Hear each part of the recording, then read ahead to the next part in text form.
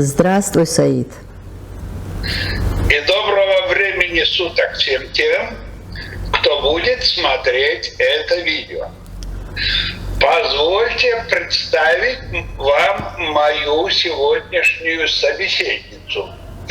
Это выдающийся культуролог и культуртрегер наших дней, писатель и общественный деятель Лидия Локмановна Жабелова. В этом месте, в самом начале беседы, скажу вот о чем.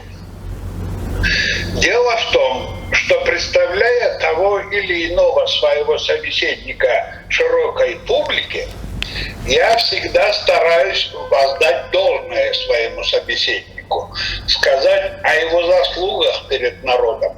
И это всегда констатация, а не преувеличенное восхваление человека. Но некоторые мои собеседники активно выражают несогласие с моими характеристиками, и в таких случаях я, по возможности, предоставляю слово другим публичным фигурам, дабы они, а не я, давали характеристику дорогому гостю, а в сегодняшнем случае дорогой гостье моего канала.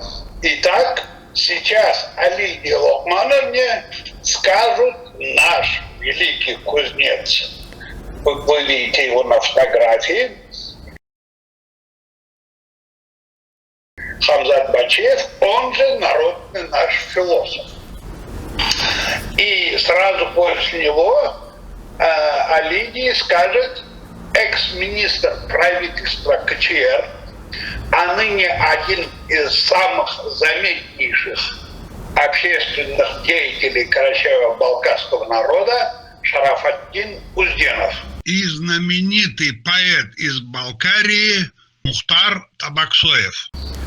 Прошу на экран вашего внимания, дорогие зрители, послушаем их. Мен Лиданы tanıgalı 88 yıldan beri tanıyım Lidanı.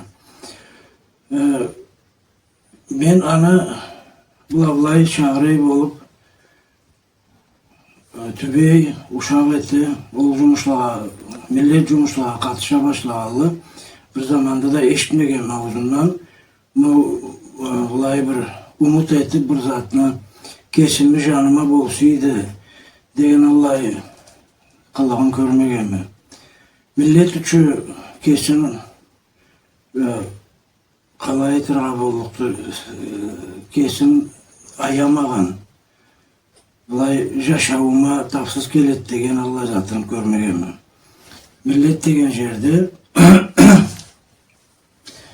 alga turgan bolmasa artqa köp adam bulay söz oramını aytıp ketip kalıyla Lidanı men tanıgalı aytkanımça bir zamanda millet degen jerde artqa turmagan yaşavın ol jumuşga salgan desin millet jumuşga ötürüp aytıraq jürmü.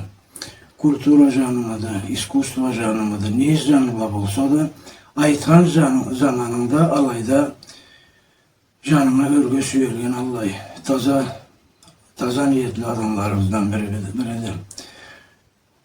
Bu tavıl tışırılarımıza ülgüt dep aytsam da ötürüp aytmam. Allah adamlarımız köbürak bolsa başkarak da boluruk. Allah bilgen Allah da bundan ara ilgilerimizde bolu. Allah aytamada Lida men kesim anlağına göre ikincisi yoktu dep aytırçalaydı.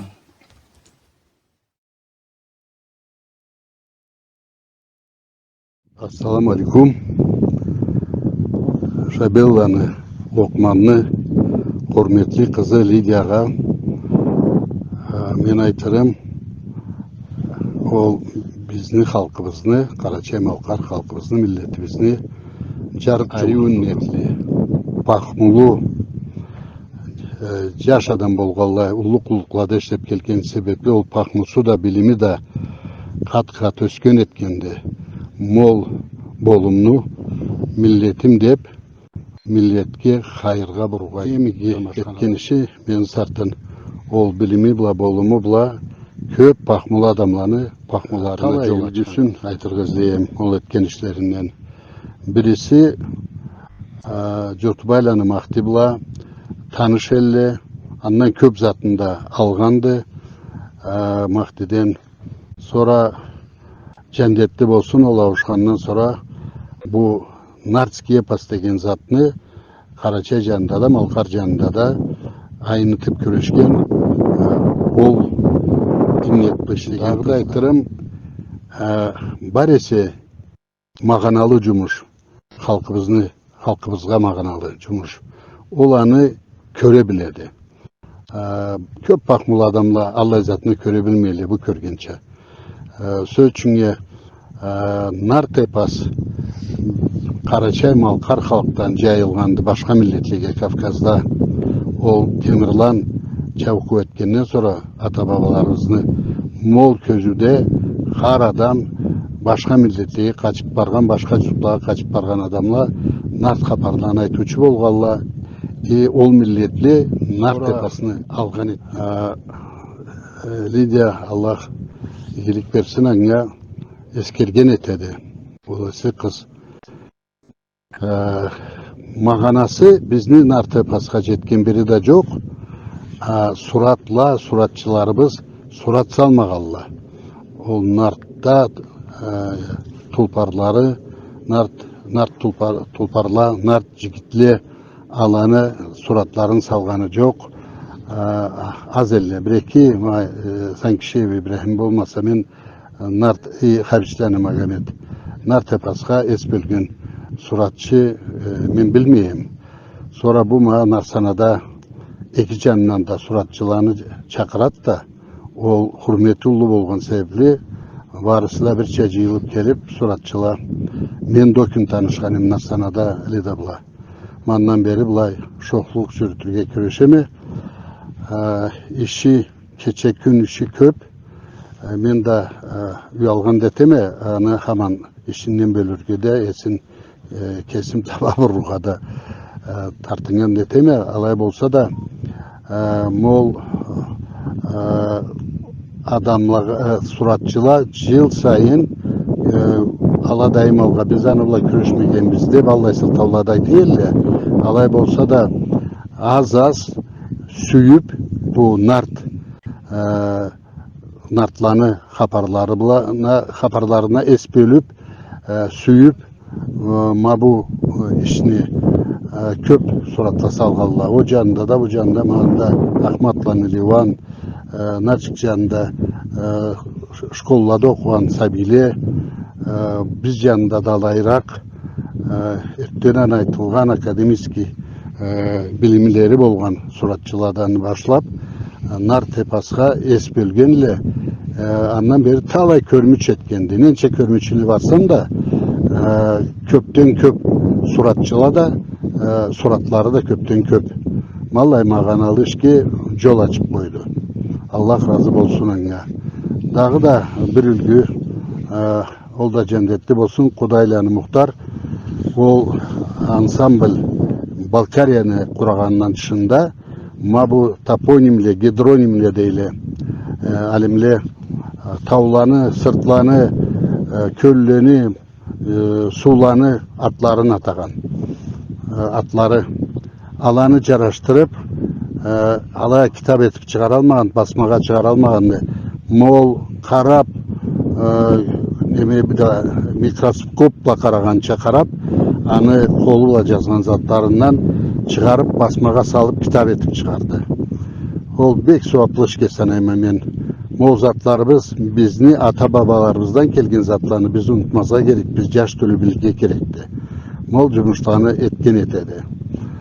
Alayt da Allah'tan tileyme sıyla Allah'tan lidaga sağlık, esellik Allah'ın razılığını tileyme. Üydeğinden kuan, cemaatinden kuan lidaçka. Esen bol. Для меня Лида Жабелова одна из тех наших современных карачаево-балкарских сестер, аланок, которых издревле в нашем народе слагались стихи, сочинялись песни, и предтечей которых была сама Сатана Биче из нардского эпоса. Если я скажу, что она умна, образована, об этом знают все, и то, что она чиста в своих помыслах, великодушна, умеет не только сострадать и сопереживать, но может прийти на помощь в любую трудную минуту, об этом тоже знают все. В принципе, она раскрылась как руководитель, как организатор всей культурной жизни. Она трепетно относилась равно как к возрождению кабардинской культуры наших соседей, да, так и карачаево-балкарской культуры тоже. Потом она возглавила Республиканский дом юношества и работала там до 2005 года. Это, я вам как свидетель говорю, было самое благодатное время, наверное, для писателей Кабардино-Балкарии и поклонников их творчества. Почему? Потому что в этом доме юношества республиканском, где директором была Лидия Лукмановна Жабелова, да, проводились многочисленные литературные встречи, творческие вечера, презентации новых книг, беседы со школьниками, конкурсы. Вот и именно там закладывалась любовь к родному искусству, к родному слову, к родной культуре. И более того, когда Эзденадет, наш шедевр нашего народа, этический кодекс нашего карачаево-балкарского народа Эзденадет был подготовлен и издан Махты Журтубаевым, вот презентация на самом высочайшем уровне была проведена именно в Черкесске, благодаря Лидии Жабеловой, и потом, а затем на следующий день и в Карачаевске. Я никогда не забуду, с каким воодушевлением, с каким вдохновением собрался весь народ. Вот люди не помещались и в Черкесске, и в Карачаевске. Это был настоящий праздник возвращения к истокам, возвращения к тому, что нас делает именно карачаево-балкарцами. Вот, мы должны быть все благодарны Жартубаеву Махты, но не менее мы должны быть благодарны Лидии Жабеловой, которая вот именно своей активностью, своей заботой об этом величайшем нашем ученом вот, организовала эти презентации. И не просто презентации были там организованы, там, естественно, благодаря Лидии Лукмановне, когда она уже на доказуемой основе там поставила вопрос о том, что вот наш гений карачаево-балкарского народа Махты Журтубаев совершил такой подвиг, а у него таких подвигов было очень много. В общем, Лида, наша сестра, она проложила не только мостик, а конкретный такой на очень достойных сваях, которые выдержат все времена и все тяготы жизни. Она построила конкретный мост, чтобы мы, карачаево-балкарский народ, ощущали, чувствовали, осязали, идентифицировали себя как единую нацию, как единый народ, как единый этнос. И спасибо ей за это. Она действительно очень большой человек, и не зря я говорю, что она именно из плеяды дочерей, внучек, правнучек, прапраправнучек самой Сатана Биче. Я бы очень хотел, чтобы мы, карачаево-балкарские мужчины, были надежной опорой для наших сестер, таких как Лида Жабелова и очень много таких еще женщин, о которых стоит говорить. Она продлила жизнь тому же самому вот нашему гениальному Мухтару Кудаеву. Сау болос. Что ж, большое спасибо этим мужчинам. А мы, дорогие зрители и слушатели, продолжим знакомиться с творческим бэкграундом Лидии Локмановой. Скажу только, что сей бэкграунд настойчиво ассоциируется у меня с феноменом айсберга. Кстати, на будущее я сообщаю. Слово «феномен» всегда произносится как «феномен», никаких феноменов. Это учтите наши культурные деятели. Так вот, я к тому, что деяния Лиды мало видны и мало заметны для широкой публики, особенно в Карачае. И мы сегодня постараемся хотя бы немного исправить это несправедливое положение вещей. А начнем мы, как всегда, с истоков. Вот, дорогие зрители, на этих 3 фотографиях запечатлены родители Лидии.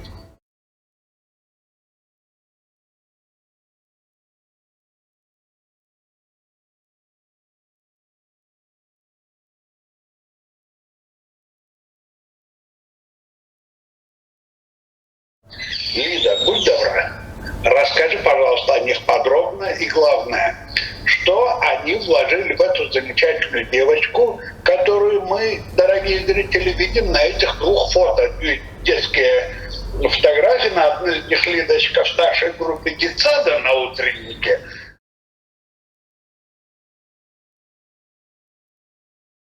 А на другой маленькая Лида в большом тюрбане со своей старшей сестрой Любой. Прошу, говори о родителях. Спасибо, Саид, тебе за такую высокую оценку, да?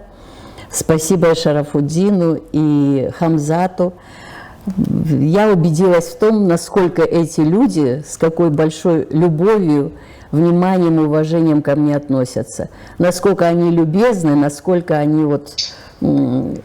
Я не буду говорить незаслуженно, не хочу выглядеть жеманной, да? Но если честно сказать, конечно, на такую высокую планку, которую вот эта программа задала сейчас, конечно же, я не дотягиваю до этой планки. Вот. Хотелось бы, но это не совсем так. Не будем этому вот обострять на это внимание. Я же говорю, я еще раз убеждаюсь, какие любезные и хорошие люди. Это все заслуженная констатация факта. Спасибо. Не скажу, что, конечно, это приятно. Любому человеку приятно, когда ему говорят вот такие какие-то слова, да. Но еще более... Мне вообще как-то вот всегда везет на хороших людей. Рядом со мной всегда очень много. Вот. И вот я это считаю, что эти люди меня просто балуют своим вот таким отношением. Спасибо вам всем. Вот. Ну, а остальное, что начинать с детства, да.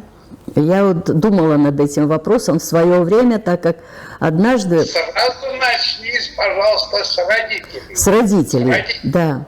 Не забудь при этом сказать девичью фамилию матушки своей. Обязательно, да. Без этого нельзя, да. Есть такая у нас очень хорошая журналистка Марзият Байсиева.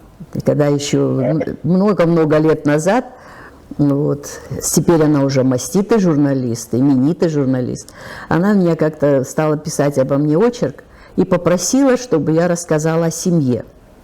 Вот. Еще лучше, если написала бы немножко. И вот я села как-то и стала думать, как же вообще вот написать это, да? Во что это должно вылиться, с чего начать. И сама для себя, как будто бы вот кто-то меня подтолкнул, я написала одну строчку. С родителями мне повезло. Они любили людей и друг друга.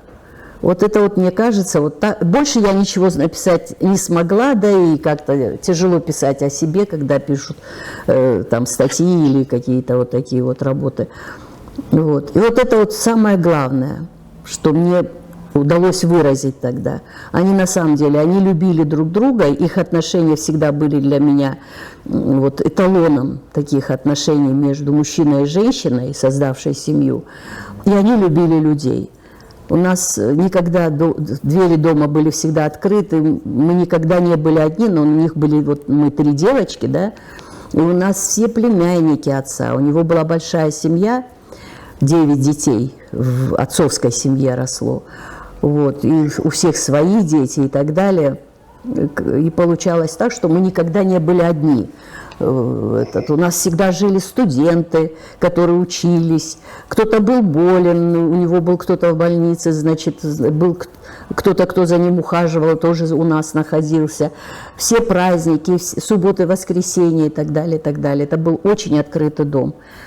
Вот. И я никогда не видела ни такого, чтобы там кто-то выразил недовольство, да, или кто-то кого-то обсудил.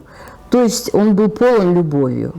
Вот эта любовь, мне кажется, в доме, да, она настолько важна, она дает тебе потом силу в любых каких-то жизненных ситуациях, ты как будто черпаешь из дома эту любовь. Потом мои родители были образованные люди. Вот. Отец, это разговора нет, он совсем мальчишкой поступил в Ленинский учебный городок, учился там на педагогических курсах каких-то, но потом его как отличника сняли и тут же отправили в родную школу в Кюнделен, он из Кюнделена, хотя вот Джабеловы сами, они из Чегемского района, с Думалы, часть из них переселилась в Кюнделен, в Яникой, вот в эти села.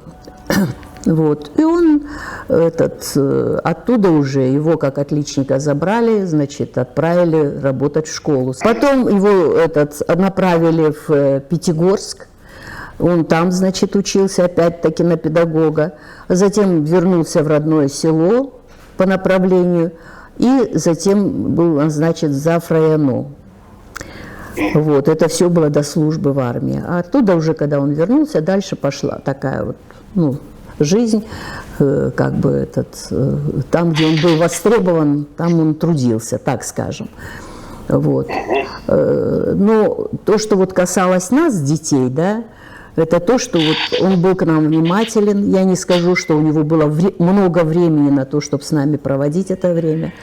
Семья для меня, вот иногда у меня бывает вот были беседы с моими сверстниками, да, и я видела, что люди могли расти в каких-то других условиях. Я жила в семье полной любви, внимания, веселья, и мое детство, юность, молодость прошли вот именно в таких условиях.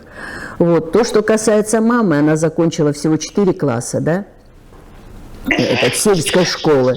Но, тем не менее, она была одной из самых образованных женщин, начитанных женщин, вот из того окружения, которое у нас было.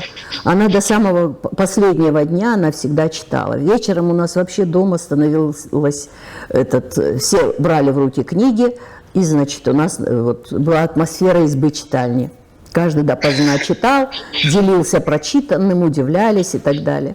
Даже в Средней Азии еще совсем дети мы, я помню, отец по вечерам читал нам, предположим, того же Лермонтова, вот я впервые там слышала. Мне было 3 года, а вот эти вот картины, которые Лермонтов рисовал, уже потом я поняла, что отец в основном читал стихи, все они были о Кавказе. Вот, видно, вот эта тоска по родине, да, она вот сказывалась на этом. Вот. Вот в таких условиях как бы мы А мама, несмотря на то, что она вот имела такое как бы начальное образование, могла вот говорить и говорить с таким милым акцентом, но пользоваться вот образами мировой классики. Она могла там говорить. Настоящая Ромео и Джульетта, настоящий Геркулес, если человек крупный. И я была потрясена, когда она даже Белинского однажды процитировала. Я поняла, что мне за ней не угнаться никак. Потом, моя мама, она урожденная Отарова. Отарова – это особый род такой, знаете, это потомки князей Дадашкеляне, это владетельные князья Сванетии. Один из них, Отарда Ташкеляни, был вынужден бежать из Сванетии в связи с кровной местью. Вот. И бежал оттуда в Балкарию к Урузбиеву, князю, своему другу. Вот. Влюбился в его дочь, и, значит, тот дал согласие на этот брак с условием, что он примет мусульманство. Он принял мусульманство, и вот от него пошел род Отаровых. Вот. Если я, глядя на свою фамилию отцовскую, да, я вижу, что это вот такой воинский род. Даже в том, как они что-то рассказывают или как-то поступают. Среди них много мужчин, которые вот известны были своей храбростью. Это воинский род. И даже в рассказе всегда вот как-то это люди, которые говорят фактами. Вот. А род Отаровых – это люди, в которых развито образное мышление, речь богатейшая. Вот когда мама что-то рассказывала, это было просто вот… Такое было впечатление, что как будто ты смотришь фильм по ее рассказу. Бабушка моя, вообще, ее можно было бы сравнить с Шахерезадой. Она знала, каждый вечер она рассказывала какую-нибудь новую сказку тебе. Вот, к сожалению, я тогда маленькая была, когда она ушла. Я не понимала ценности того, что я слушаю. Вот, если бы позже немножко, если бы записывать за ней все это было бы, конечно, очень богатое наследство она нам оставила. Вот такая вот среда, вот такие отношения. Тетушки мои. Я только добавлю штришок к твоему прекрасному рассказу о родителях. Отцу твоему очень идет военная форма. Вот на этой фотографии, да. Так что это, видимо, и вправду воинский род. Да. Ну, говорят же, что Джебе это стрела. Джиябель это, значит, танкостан, это лучник. Вот. Оказывается, лучники к поясу, значит, перед сражением привязывали такую косу, в которую тетиву собирали, да, и, делая из нее такую легкую косу, значит, привязывали к поясу, чтобы можно было во время сражения, значит, выдернуть эту тетиву и да, и воспользоваться ею. Вот. Ты меня приятно удивляешь. Ты даже карачаевскую букву или фонему, звук «дж» спокойно выговариваешь, в отличие от алкашца. Да, есть такое, да. В продолжение этой темы, вот ты школу закончила с медалью или без, скажи мне, просто личное мое любопытство. Сайт, лучше бы пропустить без комментариев. Нет, я очень слабо закончила. Хорошо, как скажешь. Нет, я отвечу. Раз уже ты задал этот вопрос, надо было мне предварительно озаботиться этим. Нет, я школу закончила очень даже слабенько. Вот, гуманитарные дисциплины. Я рано приобщилась к чтению. И вся школа у меня прошла вот в каком-то таком, знаете, бреду. Я помню, когда чтение, я помню, когда вот я сдавала выпускные экзамены, надо было, значит, что-то из литературы там посмотреть, а я, значит, пошла, открыла Фихтвангера. И все, полное собрание сочинений я прочитала в то время, когда шли выпускные экзамены из школы. Но учителя были ко мне очень добры, они видели, что бороться с этим невозможно, потому что я читала всегда и везде, вот, с упоением, и они как бы вот уважали во мне эту страсть, не тушили во мне там ради математики, предположим, алгебры там, да, и физики. Вот я не чувствовала никакой ущемленности. Они понимали, что для меня это вот серьезно, и мне это мое свойство, от которого я не могу избавиться по сегодняшний день. Вот спасибо им за это. Конечно, они могли бы меня вот в плане того, что там попрекать тем, что я другим дисциплинам не уделяю время, но его у меня просто не было. Все уходило на литературу. Понятно. То есть литература – любимый предмет. Литература, история, да. понятно. А вот смотри, ты выпускница филфака, да? Да.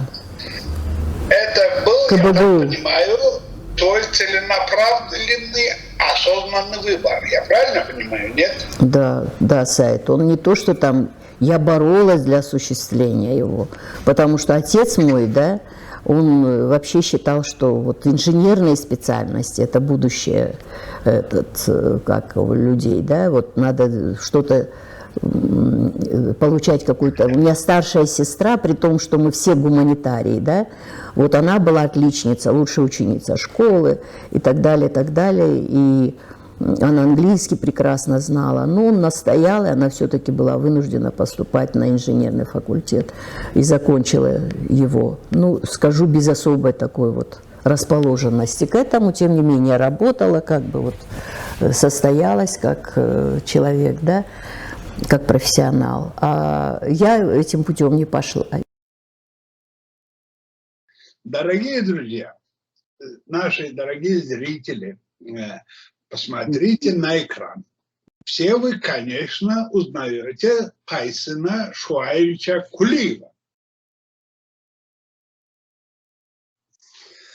Так вот, это не просто фотография Кайсына Кулиева, а она интересна тем, что вот это выражение радости, восторга Кайсына вот применимо вот к какой ситуации. Однажды в городе Нальчике, знаменитый такой на весь мир город есть, да? Я не согласен с самим собой, с тобой тоже. Так вот, он однажды затолкал в свой кабинет в Нальчике кучу тамошней интеллигенции и восторженно стал говорить о стихах, кого бы мы думали, о стихах юной поэтессы Лидии Жареловой. Лида, будь добра, расскажи об этом событии подробно. Тем более, я надеюсь, что из тех, кто находился тогда в этом кабинете, вот, ну, кого он затолкал, достаточное количество людей еще живы, я надеюсь, на сегодня. Да? В случае, если они могут подтвердить. Нет, как раз-таки нет. Сейчас многих, наверное, из них нет, но мне тогда запомнились два человека. Это Берт Гуртуев, один из первых наших поэтов, и Адам Шадинцуков. Вот. И остальных я, так как ситуация была очень такая сложная для меня. Сколько тебе было лет для начала? Я ожидала встречу с Кайсыном, да, Кайсына я, вы знаете, это было уже, он уже знал о том, что он болен. Он был на вершине своей славы, да, слава о нем вообще гремела, не то, что там по стране, да, даже за пределами далеко страны. Вот. И я тогда работала в комсомоле, мы решили нам поручили провести встречу с ним. Он всегда почти был в отъезде, чаще всего в последние годы, так как он был депутатом Верховного Совета и так далее. Вот. И, значит, нам предложили провести по его приезду вечер, встречу с Кайсыном молодежи. Вот. И я вот как сейчас помню, это была встреча в КБГУ, в актовом зале КБГУ. Зал был забит битком. Люди стояли в проходах, студенты, и не только студенты, приходили извне, многие, услышав о том, что будет встреча с ним. И вот где-то около 3-4 часов его держали на этой встрече. Он уже устал, и видно было, что утомительно это все для него. Ну, это было вот незабываемое, у меня осталось впечатление от этого. Почему? Потому что, я впервые видела человека, который говорил так, что после него хотелось быть лучше, добрее, светлее, да, больше, чем ты есть на самом деле. Вот в нем такая широта была какая-то. Я просто была потрясена этой встречей. И после этого вот со своими стихами я выбрала его для себя. Я почему-то их очень скрывала, дома даже не давала никому прочитать. Очень скрывала эти свои вирши, очень ревниво к этому относилась, все.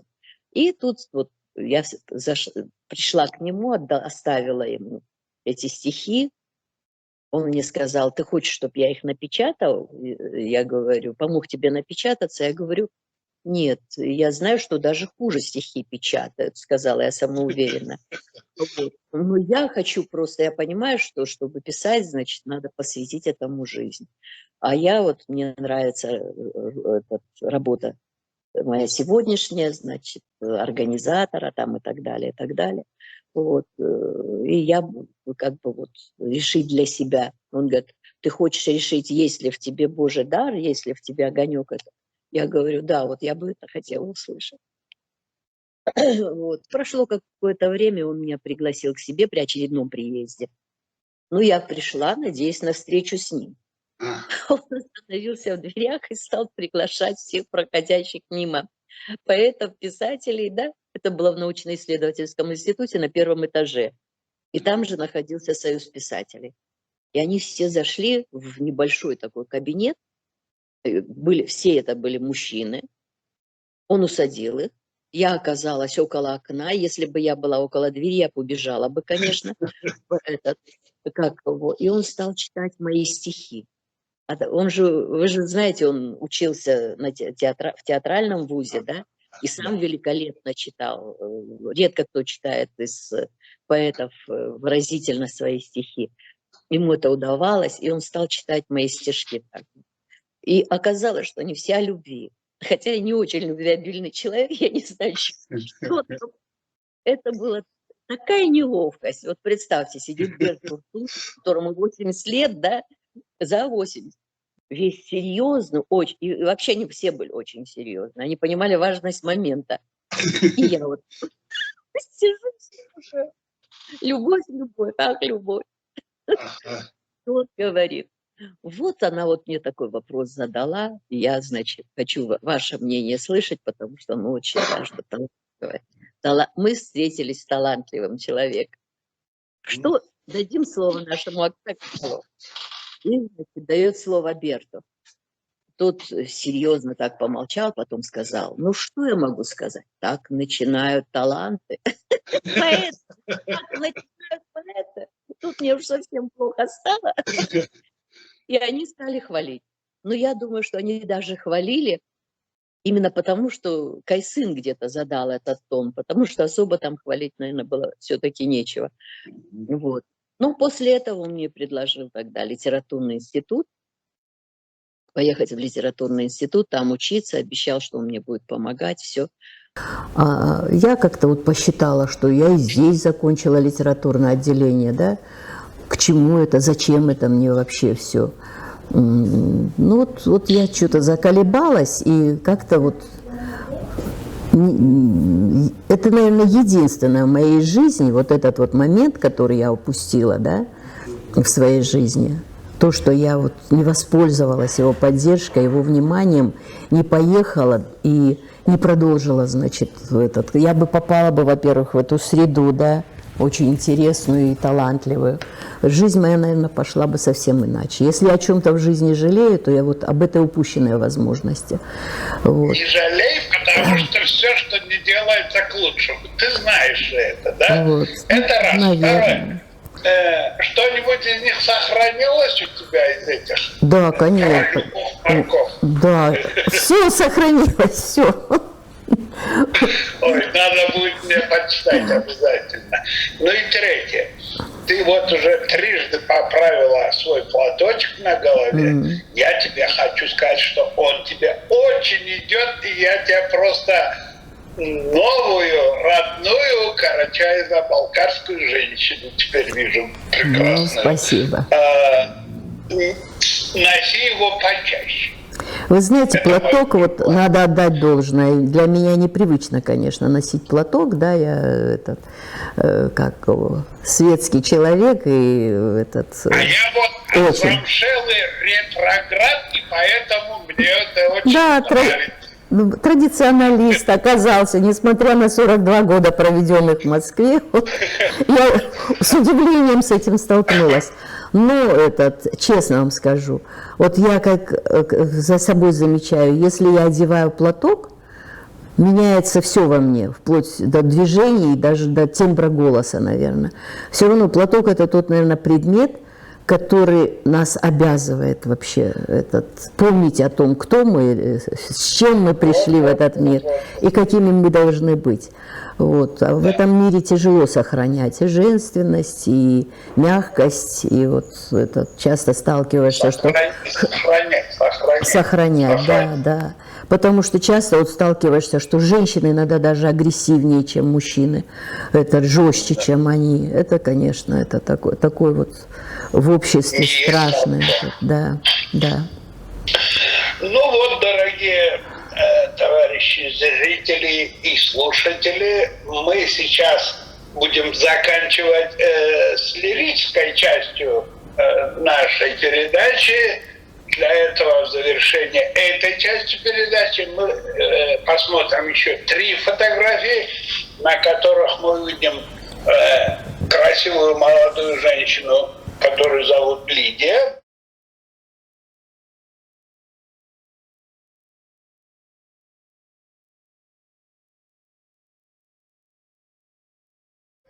На одной из них, вот вы видите, Лидия старательно украшает белого жеребца по кличке Волга ГАЗ-24 для свадебного кортежа и так далее. Ну а теперь, дорогие зрители и слушатели, мы переходим к основной части нашей беседы.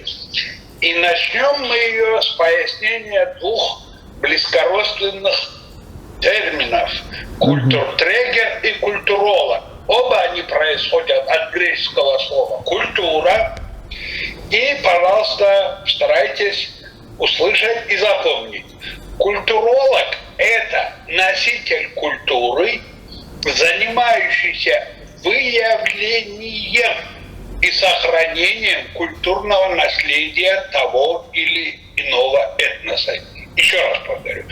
Носитель культуры, занимающийся выявлением и сохранением культурного наследия того или иного этноса, это и есть культуролог. Миссия культуролога состоит в том, что он не просто сохраняет духовную культуру этноса, но и всемирно развивает ее, становясь таким образом цивилизатором для данного этноса. И об этих культурологических усилиях Лидии и о многом другом мы поговорим сейчас в ходе нашей беседы. Я предложил бы тебе, дорогая Лидия, начать нашу беседу, разделив ее на 2 части, как это делают, например, в фигурном катании, на обязательную часть и на произвольную. И в отличие от фигурного катания, мы начнем с произвольной. Поскольку у тебя мощный ум, я просил бы тебя рассказать о своем видении и о твоем понимании в контексте культуры, в широком ее значении. Вот зачем. Где-то лет 6 или 7 назад Ирина Антонова, возглавлявшая на протяжении миллиарда лет Музей изящных искусств в Москве, выложила в одной из центральных газет российских статью, доминантой которой была констатация того, что мировая культура, мол, закончилась. Имелось в виду, конечно же, что закончилось развитие традиционной культуры, то есть тех ее гуманитарных видов и разделов, на которых мы все, собственно, и выросли. Это и музыка, литература, и живопись, etc. Так вот, дорогая Лидия, вот какие 2 вопроса для начала я предлагаю к обсуждению. Первое. Карачаево-балкарская культура, как часть мировой культуры, конечно, насколько и важна и нужна нашему народу в том смысле, что, разумеется, она помогает узнать прошлое народу.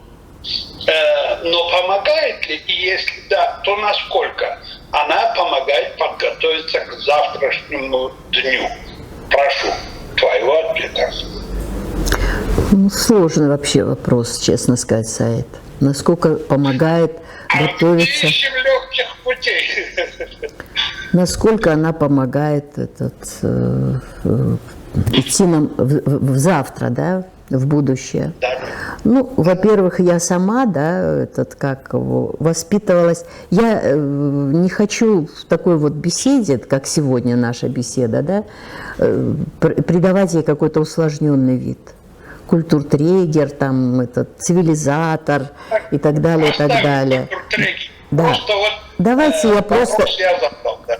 просто скажу. Насколько она помогает будущему, подготовиться к будущему, нашему народу конкретно, наша культура.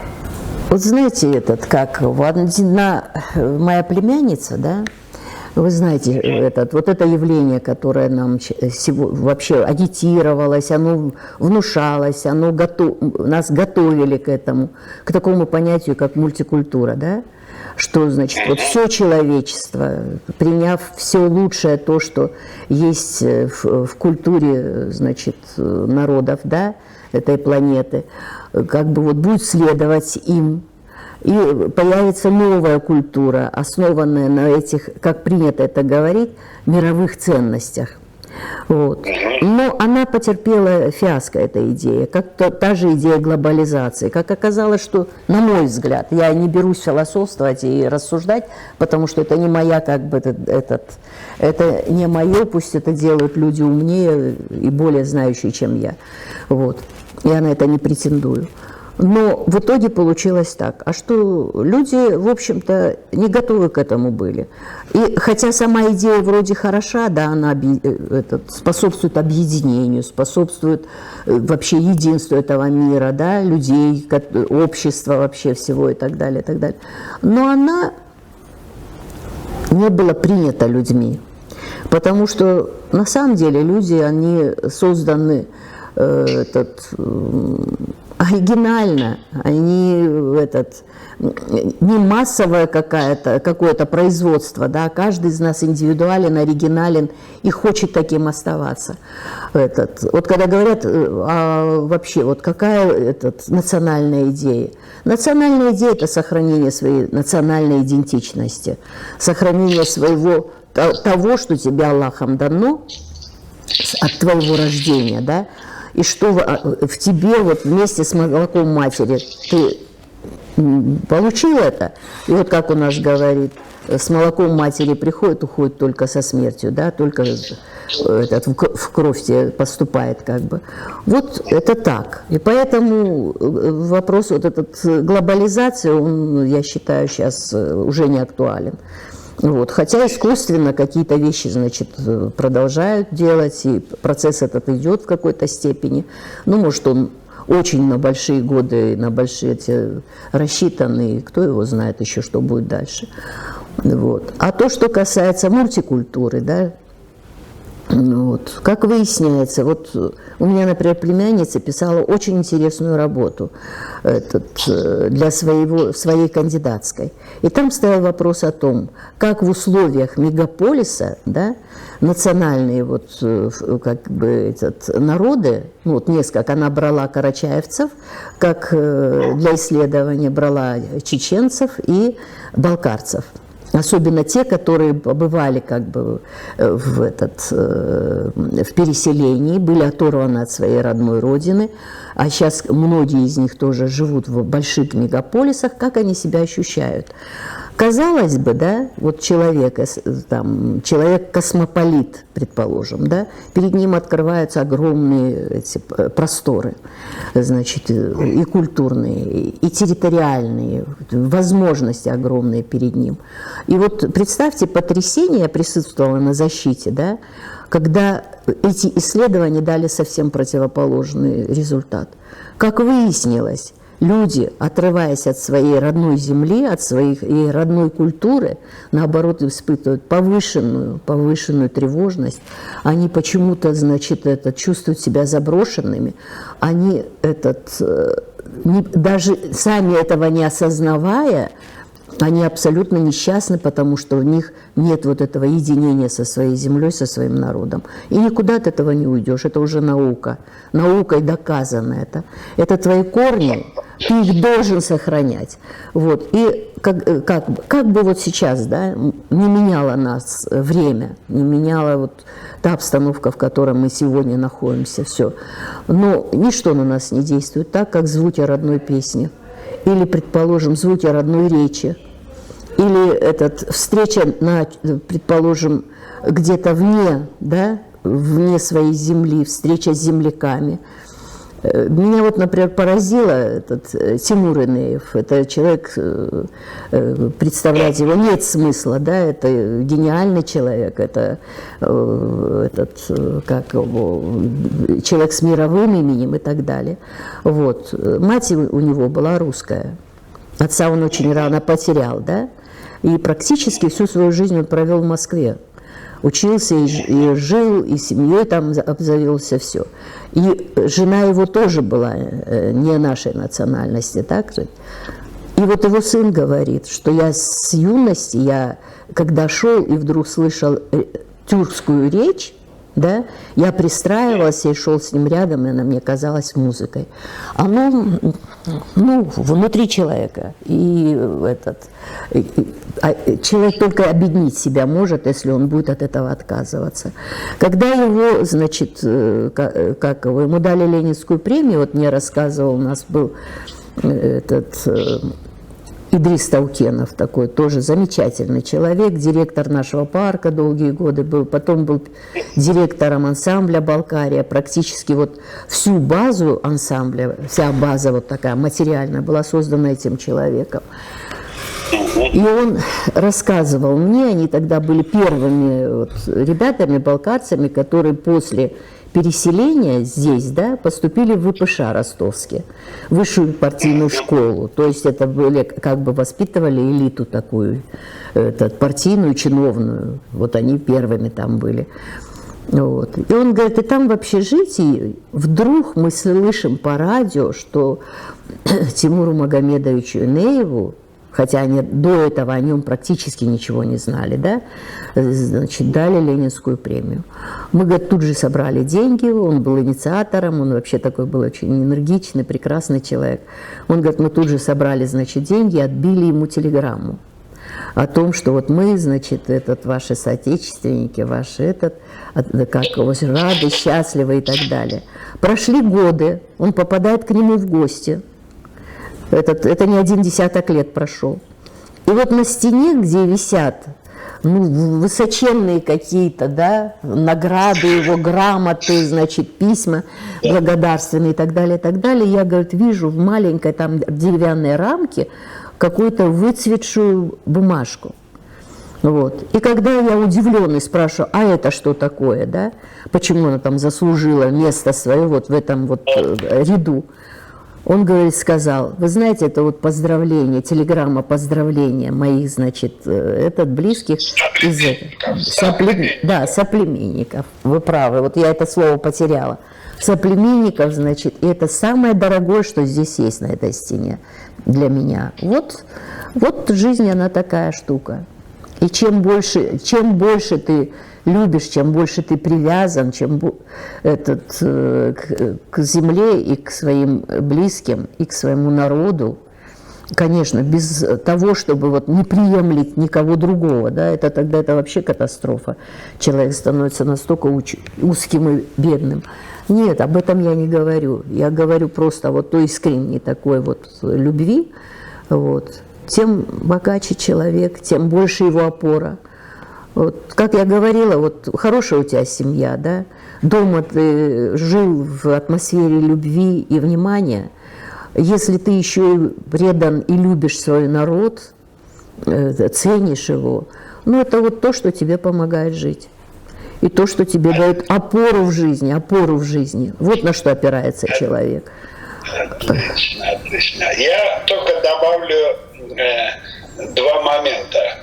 Значит, первое, что ты упредила мой следующий вопрос о национальной идее для карачаево-балкарцев.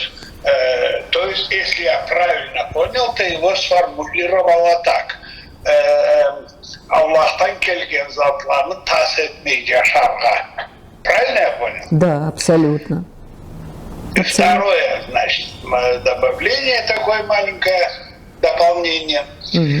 Вот то, о чем ты сейчас говорила, об этой подсознательной тяге на примере юного Энеева, да, в Москве, значит, когда он слышал тюркскую речь.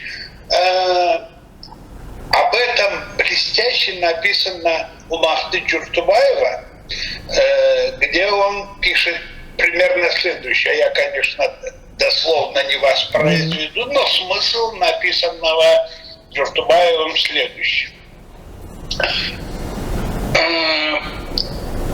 Ученые, да и просто все остальные люди недооценивают тягу изначальную в человеке, сидящую внутри, тягу к своему этносу. Вот он прямо так и пишет и приводит кучу примеров. Так что это абсолютно справедливо. Спасибо тебе за этот блестящий ответ. Поехали дальше. Ну вот, раз мы говорим о культуре, то с твоего позволения я хотел бы еще один аспект ее затронуть, а именно, расскажи, пожалуйста, Лида, подробно, чтобы всем было понятно, об относительно, это примерно относительно, я говорю, года 2, наверное, или, ну, уточнишь сама, а недавно созданной, причем, как я понимаю, в основном твоими усилиями, инициатива твоя, общественной организации, которая в Карачае практически никому не известна по сей день, и которая называется «Совет по культуре Карачаево-Балкарского народа». Но прежде чем ты начнешь рассказывать об этом совете, я просто хочу поделиться, ты пока собираешься с мыслями, а я поделюсь со зрителями и слушателями нашей беседы, нашего видео, вот какими своими скромными соображениями. Дело в том, что в течение последних лет, нескольких последних лет, ведя, скажем так, отсчет с момента моего возвращения в родные края, я внимательно наблюдал в меру своих скромных сил и возможностей за процессами, происходящими в культурной жизни и в Карачае, и в Балкарии. И вот, в частности, что я увидел, на что обратил внимание за эти несколько лет.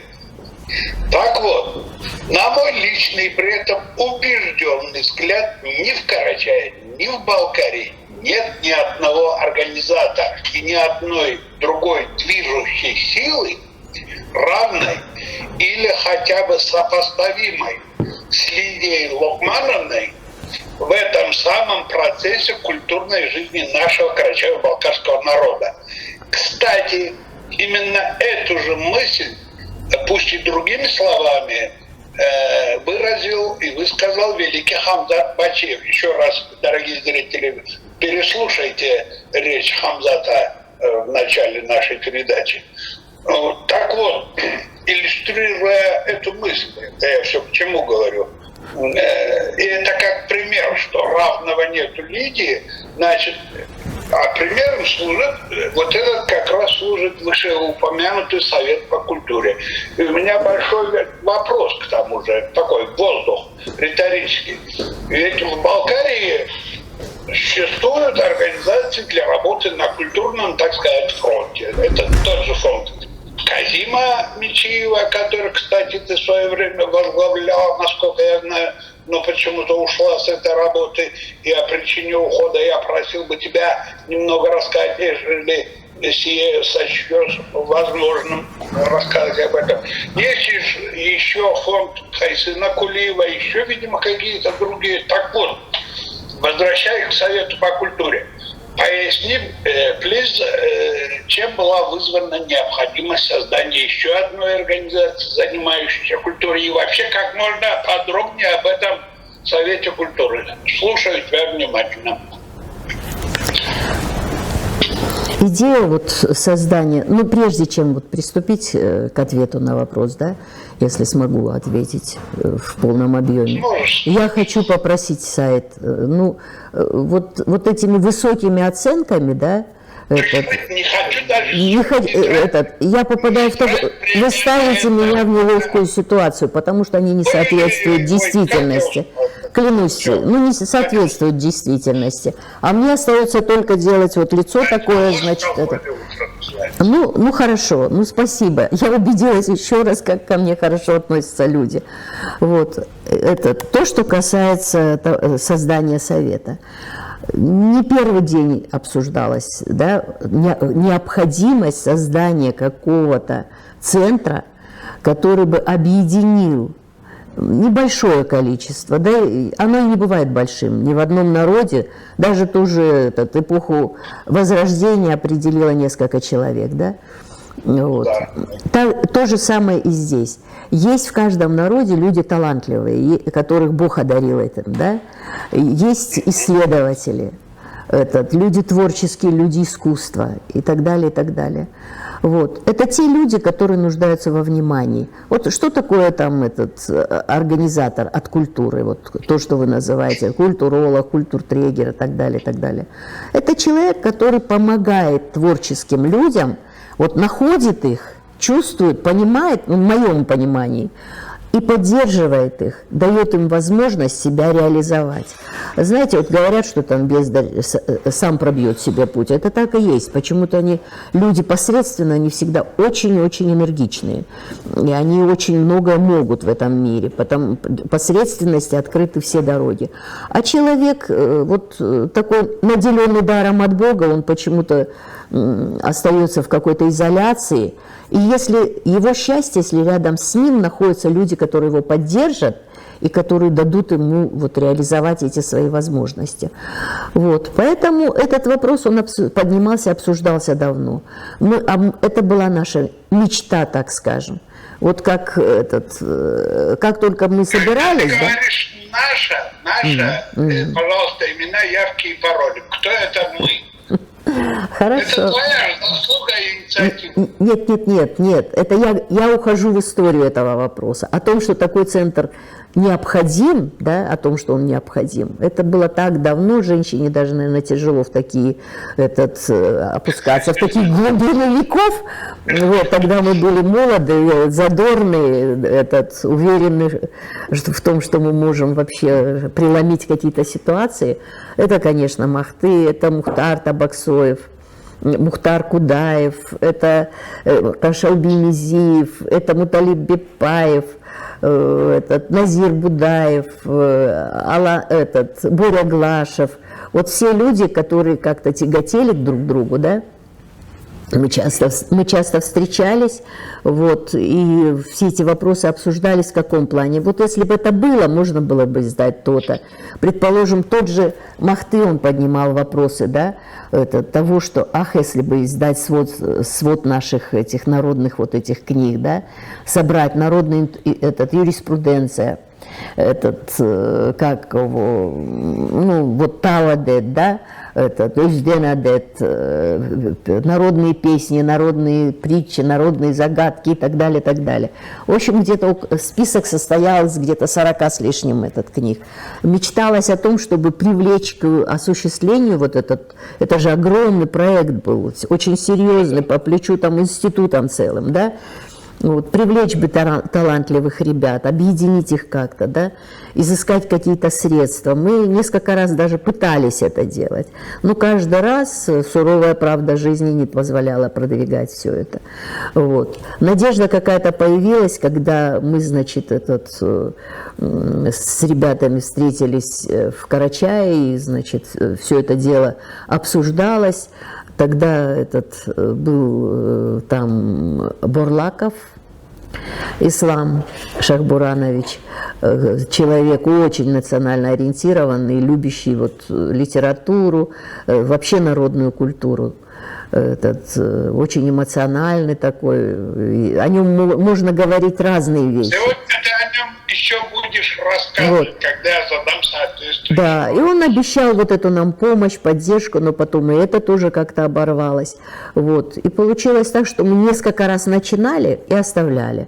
Может быть, в этом была как бы вот и моя слабость, то, что я отказывалась на каком-то вот витке, да, у меня не хватало духа, что ли, продержаться и, значит, продолжить вот эту идею. Вот так, как, например, получилось у Мухтара Кудаева, который был в роли человека, который в течение 30 лет вынашивал идею создания своего профессионального коллектива и все-таки создал его, да, и в итоге пришли к возрождению большого количества наших танцев. Вот. Но он это делал настойчиво, упорно, теряя многое на этом пути, материально, морально, физически и так далее. Ну, я к такому вот труду я была не готова, конечно, абсолютно. Вот. И на каком-то моменте так вот трусливо отходила в сторону, так скажем. Вот. А то, что касается совета, то, что касается, у меня получилось так, что последние годы я по семейным обстоятельствам была вынуждена долгое время находиться вне Нальчика, вне Кабардино-Балкарии. И когда я вот уже такая возможность возникла, что я вернулась домой, я встречалась с работниками культуры, с людьми искусства, и я каждый раз слышала вот эту горечь. Были какие-то очевидные вещи, которые при наличии доброй воли можно было решать, и которые не являлись проблемой, они являлись проблемой для именно творческих людей. А для людей, организаторов, это было просто вот такая, как вам сказать, упорный просто труд на этой ниве. Вот. И возникла вот такая идея. Взять, значит, объединить усилия всех общественных организаций, которые у нас существуют, и у нас, и в Карачае, да, объединить их всех, значит, чтобы каждый из них делегировал в состав совета своего человека, и мы создали какую-то единую общую программу, каждый бы работал в своем ключе, да, согласно своим, так сказать, целям и задачам. Но в то же время были какие-то вопросы, которые бы мы вместе обсуждали, и там бы мы, значит, усилия объединяли и добивались в результате. Здесь не было никакой политики, хотя культура – это высшая политика в то же время, да. Вот. Но, честно вам скажу, я здесь потерпела поражение. Когда я обратилась к ребятам с этой идеей, да, руководителям всех этих общественных организаций, ни один из них не откликнулся на это. Я даже услышала, что наверное, Лида, значит, из честолюбия хочет нас всех подгрести под свою руку. А такой мысли даже не возникало. А в этом и необходимости никакой нет. Вот. Но тем не менее, за этот период работы этого совет был создан, и, значит, в него стали просто входить те люди, которые разделяли наши взгляды, и которые сами из себя представляли что-то серьезное на ниве нашей культуры. Вот. И мы объединились. Своей главной задачей мы поставили все это, честно вам сразу скажу, что я сразу же обратилась в правительство, в Министерство культуры, Министерство национальностей с нашей программой, значит, сказала им о том, что мы не собираемся входить в какую-то конфронтацию, а мы хотим их содействия, мы хотим объединить усилия в решении таких задач, стоящих перед культурой. И знаете, мы от них получили поддержку. Получили поддержку, да, Мы начали работать, и первое, что мы хотели сделать, да, это первое, на что мы обратили внимание, это популяризация наших народных достижений. То, что делает народ, культуру народа, народной.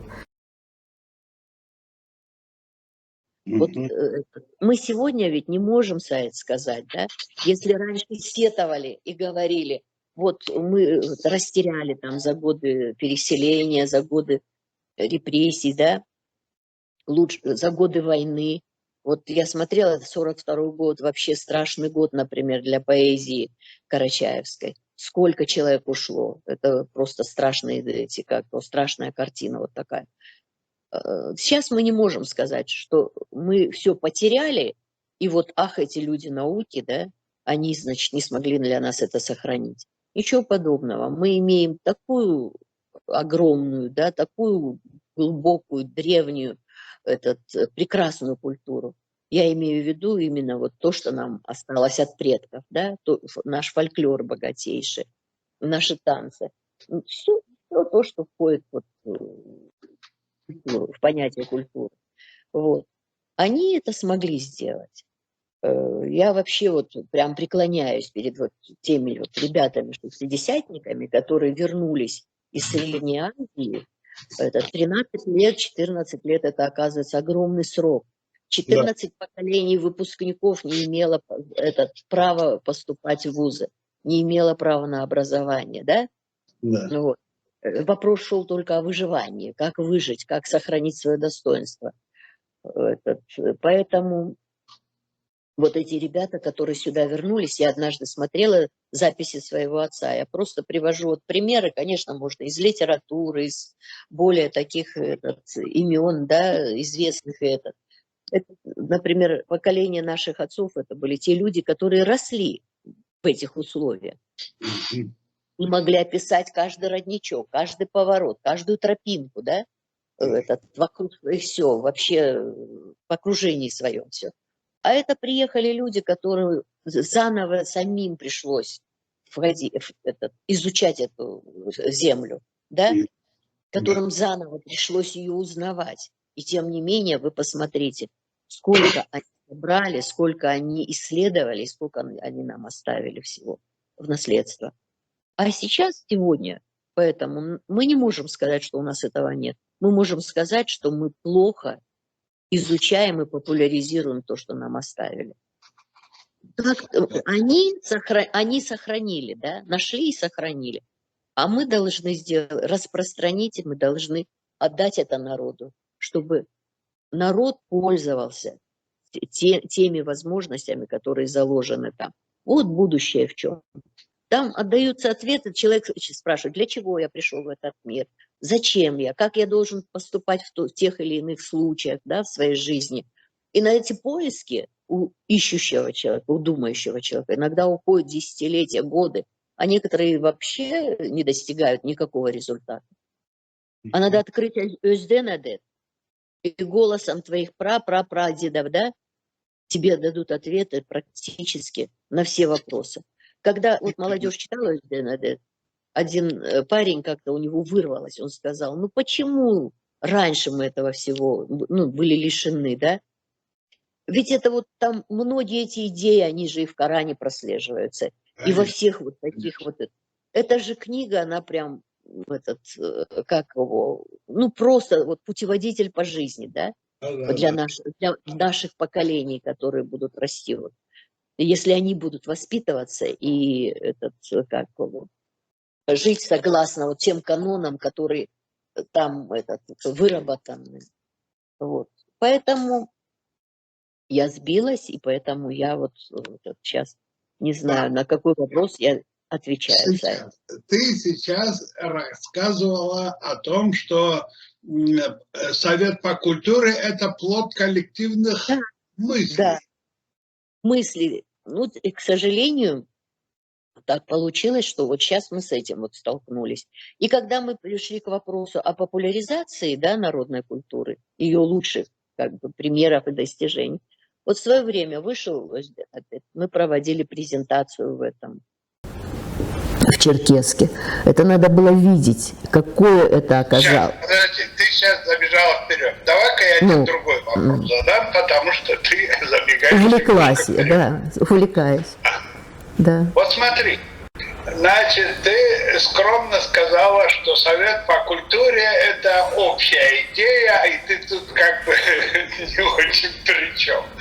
Но вот сейчас я скажу еще словосочетание, там же ты отвертеться не сможешь. Это уж точно твоя заслуга.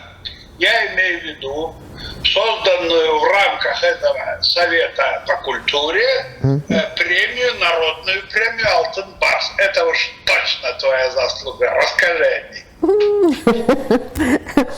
Ты ошибаешься, Саид. «Алтын Барс» был создан... Я ошибаюсь, да, что такое? Да, ты знаешь, потому что этот процесс был такой длительный, да, и сумбурный. Алтын Барс не создавал Совет по культуре. Он был создан еще страшно сказать, в 2010 году.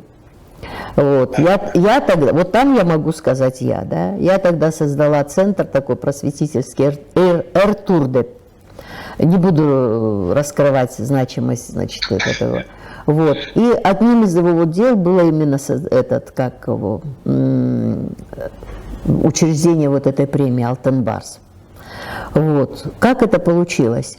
Значит, честно сказать, вот у нас нет, как бы, после смены строя нашего, да, у нас как бы нет такой выработанной системы, поощрения творческих людей. Вот сейчас вот то, что вы делаете, вот этой даже программой, да, сегодняшней, вот, ведь это же есть одна из вот очень больших, серьезных вы взяли на себя задач в области вот культуры, искусства и так далее, поощрение к Саиду, к Саиду Баеву. Вот. Ведь это вот одно из таких серьезных звеньев, когда людей поощряют, когда отмечают их деятельность, да, отмечают их работу. Ну, это настолько, мне кажется, важно, да. И вот когда Алтен-Барс был учрежден, он был учрежден именно для того, чтобы люди видели лучших представителей своего народа, видели насколько человек много вложил для того, чтобы сохранить вот богатство этого народа. Вот. А для этого надо показывать и рассказывать. К сожалению, получается так. Вот кто-то сказал там, кто-то совершил какой-то великий подвиг. И рядом находящийся с ним человек сказал: «Боже, ты совершил такой подвиг, он переживет века, тобой будут восхищаться там тысячелетия, да?» А тот сказал: «Нет». И когда тот решил, что он это делает из скромности, сказал: «Нет, поверь мне», он сказал: «Нет, рядом со мной не было поэта». Должен быть тот человек, который бы сказал: «Ребята, посмотрите, какой человек среди нас живет, вы посмотрите, что он сделал для нас». И тогда люди начинают это понимать и вот отвечают этим теплом, любовью, да, вот уважением и так далее, и так далее. Вот у нас это очень плохо поставлено. А на сегодняшний день практически не поставлено. Вот практически у нас этого нет. Вот эта программа Саида Баева, она прорыв в этом вопросе. Она должна множиться, и к ней должны прибавляться другие какие-то вещи, да, учреждение премий, призов, какие-то вот вещи, когда человек вдохновленный сделает еще в 30 раз больше, потому что его будет подпитывать признание народное и любовь, поддержка народа. Вот Алтен-Барс и был так создан. Первым его лауреатом он вручался, вот его оригинальность в чем? Во-первых, он вручался живущим деятелям культуры, искусства, общественным деятелям. Он был так задуман. У меня, я сейчас объясню, как это получилось. Вот. И, значит, живым. У нас получается так, у нас есть несколько имен, перед которыми мы готовы преклоняться. Значит, там, Исмаил Семенов, да, Кайсын Кулиев, Кизим Мичиев и так далее. А вот из современных наших деятелей, которые не меньше сил вложили в свою деятельность для народа, о них таких нет работ каких-то серьезных и попыток сделать их достоянием людей. И вот этот Алтен-Барс, он должен был это сделать. Это была народная премия, она абсолютно независимая, замысливалась. Вот, я не могу сказать, что она есть, потому что она учреждалась, и ее единственным лауреатом был Мухтар Чукаевич Кудаев.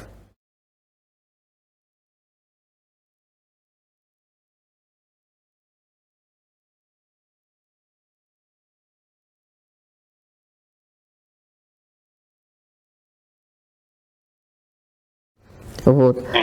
Но произвела она, конечно... А теперь почему не получил ее, расскажи. Расскажу. Вот. И сложность еще, знаете, в чем была? Во-первых, она была независимая, на нее собирали деньги, В то время, когда другим вручали там в ту пору, да, там 3000, 5000, да, имевшие большие возможности даже народы и люди, вот, мы вручали 50 тысяч. Вручали их за счет сбора средств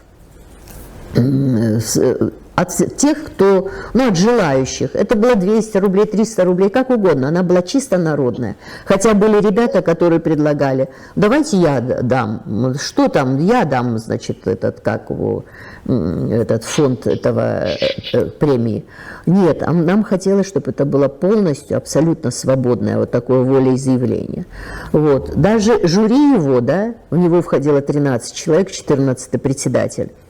Председателем я была. Кроме меня никто не видел их голосования до часа X. Каждый записывал на конверте эти 13 членов жюри и представлял 5 фамилий тех в очередности, кого он считал, значит, достойным этого звания. Вот. Первым, конечно, был Мухтар Кудаев. Мухтар Кудаев – это вообще уникальный человек. Это мы к нему дойдем, подожди, не отвлекайте. Вот, поэтому... У меня такой вопрос, подожди. Да. У меня вопросов очень много на самом деле, но если тебе не будет неприятно говорить об этом, вот все-таки возвращаясь к предыдущему моменту, я задал тебе вопрос, но мы его почему-то пропустили. Еще раз говорю, если не хочешь говорить, мы это опустим, не будем. Но я бы хотел знать, вот ты возглавляла фонд Казима Мичиева и ушла туда. Почему? Фонд Казима Мичиева. Фонд Казима Мичиева. Вот. Он был создан другим кругом людей, очень широким. В него входили и наши артисты, и писатели, и поэты, и так далее. Вообще, когда за дело берутся мужчины сами, да, этот, говорит, мир, он создан мужчинами и для мужчин, они как-то очень быстро кооперируются. Видно, вот эта вот массовая охота, в которой они раньше принимали участие, их быстро собирают вместе. А женщины, мы индивидуалистки, и, значит, нам вообще гораздо тяжелее выживать в этом мире и какие-то свои идеи продвигать. Они быстро собрались. Идея, честно вам скажу, была моя.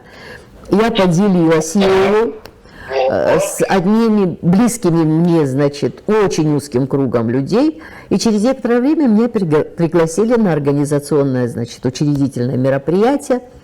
Этот фонд уже был создан, во главе его был поставлен другой человек, вот, очень достойный. Все, они начали серьезно работать, и в результате, в общем, вот то, что захоронение этого, как его,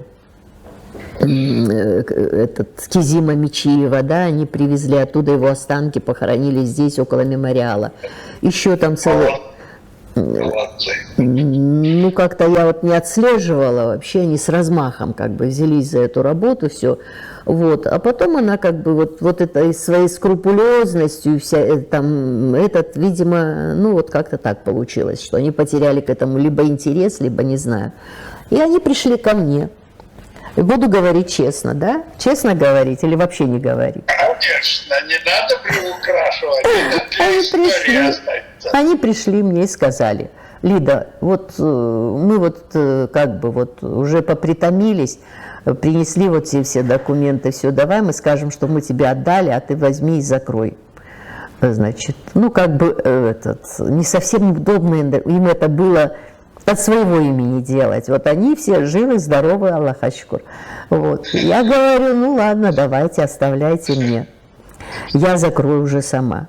Значит, то есть я согласилась быть вот такой нерадивой, что вот такой фонд был создан, а я его, значит, загубила. Ладно, думаю, хорошо. Сохраним лицо. Лицо сохраним.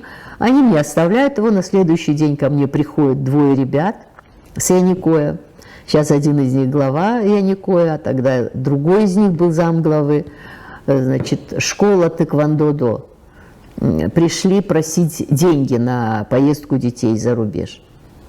Вот. Я сказала, у меня, ну, оказывается, один вот из присутствовавших там, Муталиб Бекбаев, прислал этих ребят ко мне и сказал: только не говорите, что от меня, она все равно вам это сделает. Идите, просите. В результате мне пришлось сделать благотворительный концерт, собрать средства и так далее. И тут такой пошел вал предложений, просьб различных, да. У меня не закрывались двери, но основная эта моя работа страдала от всего этого. У меня так получилось, что мои сотрудники, они не могли ко мне зайти просто. Вот. Потом получилось так, что я приехала к вам туда, в Карачаево-Черкесию. Там, значит, меня стали просить руководитель вашей художественной школы Юрий Карасов. Он стал просить: пожалуйста, вот у нас вот есть такой Зармамбетов, значит, как его, ну подскажи, нет, скульптор, значит, Зармамбетов, и вот у него выставка, и я смотрю, на самом деле, замечательные работы, и тоже Умай, да, и тот же Идигей и так далее, ну то есть все такое близкое, родное, знакомое. И они говорят: вот можно у вас хоть где-то, вот у вас бы в библиотеке, там у вас бы в этот. Я говорю: ну почему, мы в мемориале проведем большую выставку. И мы приглашаем их сюда уже. Пригласила, они приехали. И вот пошло так, что мы не успевали осуществлять какие-то вот такие вещи, которые требовались тогда. Но вот мне, во-первых, надо было уезжать оттуда, это первое. Второе, значит, у меня там кое-какие обстоятельства поменялись. То есть мне надо было думать об этом в первую очередь. Вот. А во-вторых, то, что, значит, ну, не хочу дальше уже говорить. Когда он уже встал вот так на ноги опять, вы знаете, есть такая вещь, да, есть такая вещь, когда ты что-то делаешь или говоришь, да, какие-то идеи у тебя там появляются, видимо, говоришь с такой легкостью и осуществляешь с легкостью, что всем начинает казаться: да подумаешь, что там я и сам это смогу сделать, да? И люди начинают тут же тебе внушать: вот, мы сами можем сделать, давай вот мы сами. Либо ты делай то, что обязательно спросив у нас разрешение, да? Обязательно, значит, отметив. Хотя я вот против того, чтобы там перетягивать куда-то, да, внимание или но и в то же время не терплю, вот, чтобы меня в соперничество какое-то втянули, да, в какие-то вот эти вот разговоры, они мне абсолютно не нужны. Слишком много сил уходит на то, чтобы осуществить хоть что-то, хоть какие-то подвижки создать вот в этой области. И я как-то вот, наверное, я вот легко отказываюсь от всего. Я пригласила к себе тех же людей, которые ко мне приходили, и сказала им: вот, пожалуйста, вот вы хотели так, а получилось вот так, продолжайте эту работу сами. Тем более, что и у меня вот жизненные обстоятельства поменялись. Вот. И через некоторое время он был закрыт, этот фонд. Уже потом с помощью вот меценатов, да, с помощью потомков Кизима был создан вот этот нынешний фонд Кизима Мичиева во главе Лариса Паева. Он очень многое делает, этот фонд. Вот. И молодцы вообще ребята в этом плане. Как бы вот сегодня они как марка такая серьезная в поле нашей общественной жизни. Вот. Многие вопросы решают. Но ты пропустила еще один маленький вопрос, но лично для меня он очень важный и болезненный. Почему не получил Алтын Барс Махты Джуртубаев? Ты обещала сказать. Значит, почему не получил? Этот первый лауреат был Мухтар Кудаев. У меня вообще, знаете, как получается в жизни, что я на что-то смотрю, и чувство справедливости, которое вот просто не дает мне покоя, да, когда оно нарушается, это чувство, и когда я чувствую, что что-то там сделано не так, и от этого какие-то люди страдают, я не могу смотреть со стороны на все это. Мухтар Кудаев – это был великий человек. Вот недавно вышла его книга, и на самом деле я убедилась в его величии. Вот. Если раньше это были бы просто для меня вот такие голые слова, да, можно немножко о Мухтаре рассказать? Ведь этот Алтын Барс, это было, знаешь как, Саид? Вот на моих глазах этот человек, вот в роли городского сумасшедшего. Вначале на него смотрели, Мекерик вообще, что ему не сидится, о чем он вообще говорит. Это говорилось открыто. Какие танцы? О чем он вообще говорит? Да нет никаких танцев, да? Я помню, я в это время была зав. Отделом культуры. И мне позвонили из Пятигорска, там был какой-то большой фестиваль, и из Дома дружбы, что ли, мне позвонили, попросили у меня коллектив. Я отправила коллектив танцевальный поселка Кенжа, вот здесь, вот нашего здесь поселка. Вот. Секундочку, Лидия. Я просто для зрителей и слушателей поясню. Скороговоркой Лидия сказала, я была заведующей культуры, я хочу уточнить это, точно выразиться, заведующей культурой Нальчикского горисполкома. Я правильно понимаю? Да, все правильно, городского отдела культуры, Вот, да, при Нальчикском горисполкоме. Вот, и я, значит, отправила с чистым сердцем, вот просто говорю к тому, какова была обстановка, туда коллектив. И мне звонит, значит, оттуда организатор этого фестиваля, приехавший из Москвы, мне говорит, ну вы же обещали, что вы пришлете, значит, кабардинский и балкарский коллектив. Я говорю, вы знаете, у нас одинаковые танцы практически, мы танцуем и то, и другое. У нас нету такого вот разделения, как бы. Она мне с таким укором сказала, о чем вы вообще говорите? Вот единственное, она не сказала, кто вас там держит, дамочка на этом месте, да? А она мне говорит, о чем вы вообще говорите? Существует народ, значит, у него есть своя самобытная танцевальная культура и все остальные последующие, да, или соседствующие, так ведь? Как можно сказать, что народ есть, а культуры этой нет у него? Очень плохо, что вы не знаете об этом, сказала она мне. Вот. А потом Бог послал мне вот эту встречу с Мухтаром Кудаевым. Все, что он делал, это было как гром среди ясного неба. И не только для меня, да, а для вот всего сонма этих балетмейстеров в это время в республике. Вот. Но это долго рассказывать все. Этот человек преломил эту ситуацию. Он стал тем человеком, благодаря которому у нас в республике, да и у вас тоже, туда дошли все эти веяния, который вернул нас от общекавказского танца к национальному танцу своего народа. Вот такой огромный процесс, значит, он запустил. Вот. И он создатель ансамбля «Балкария». Он человек, который всех объединил вокруг себя. Вот сейчас часто говорят там, ой, послушаешь, все обижаются, говорят, «Менет кем ансамбльный, менда это там» и так далее. А люди правильно говорят. Потому что он смог сделать так, что не осталось ни одного равнодушного человека. Кто рублем, кто словом, кто участием. Участвовали все. Это было настоящее вот такое народное движение по созданию этого коллектива. Вот. И благодаря только его этой просто уверенности в том, что это необходимо, он заражал ею людей, которые даже представления об этом не имели. Вот. И он это все сделал. Но потом он всего этого лишился. Он остался вне ансамбля, когда он уже его прошли несколько лет, да. Это был очень неудобный человек. Вот. Он требовал, например, чтобы, если вот в танце, да, существует какой-то атрибутика какая-то существует, он требовал, чтобы ее обязательно она присутствовала на сцене. А это все сложно. Это надо возить за собой все, сохранять вот это действо. Вот. И получилось так, что он стал лишним в коллективе.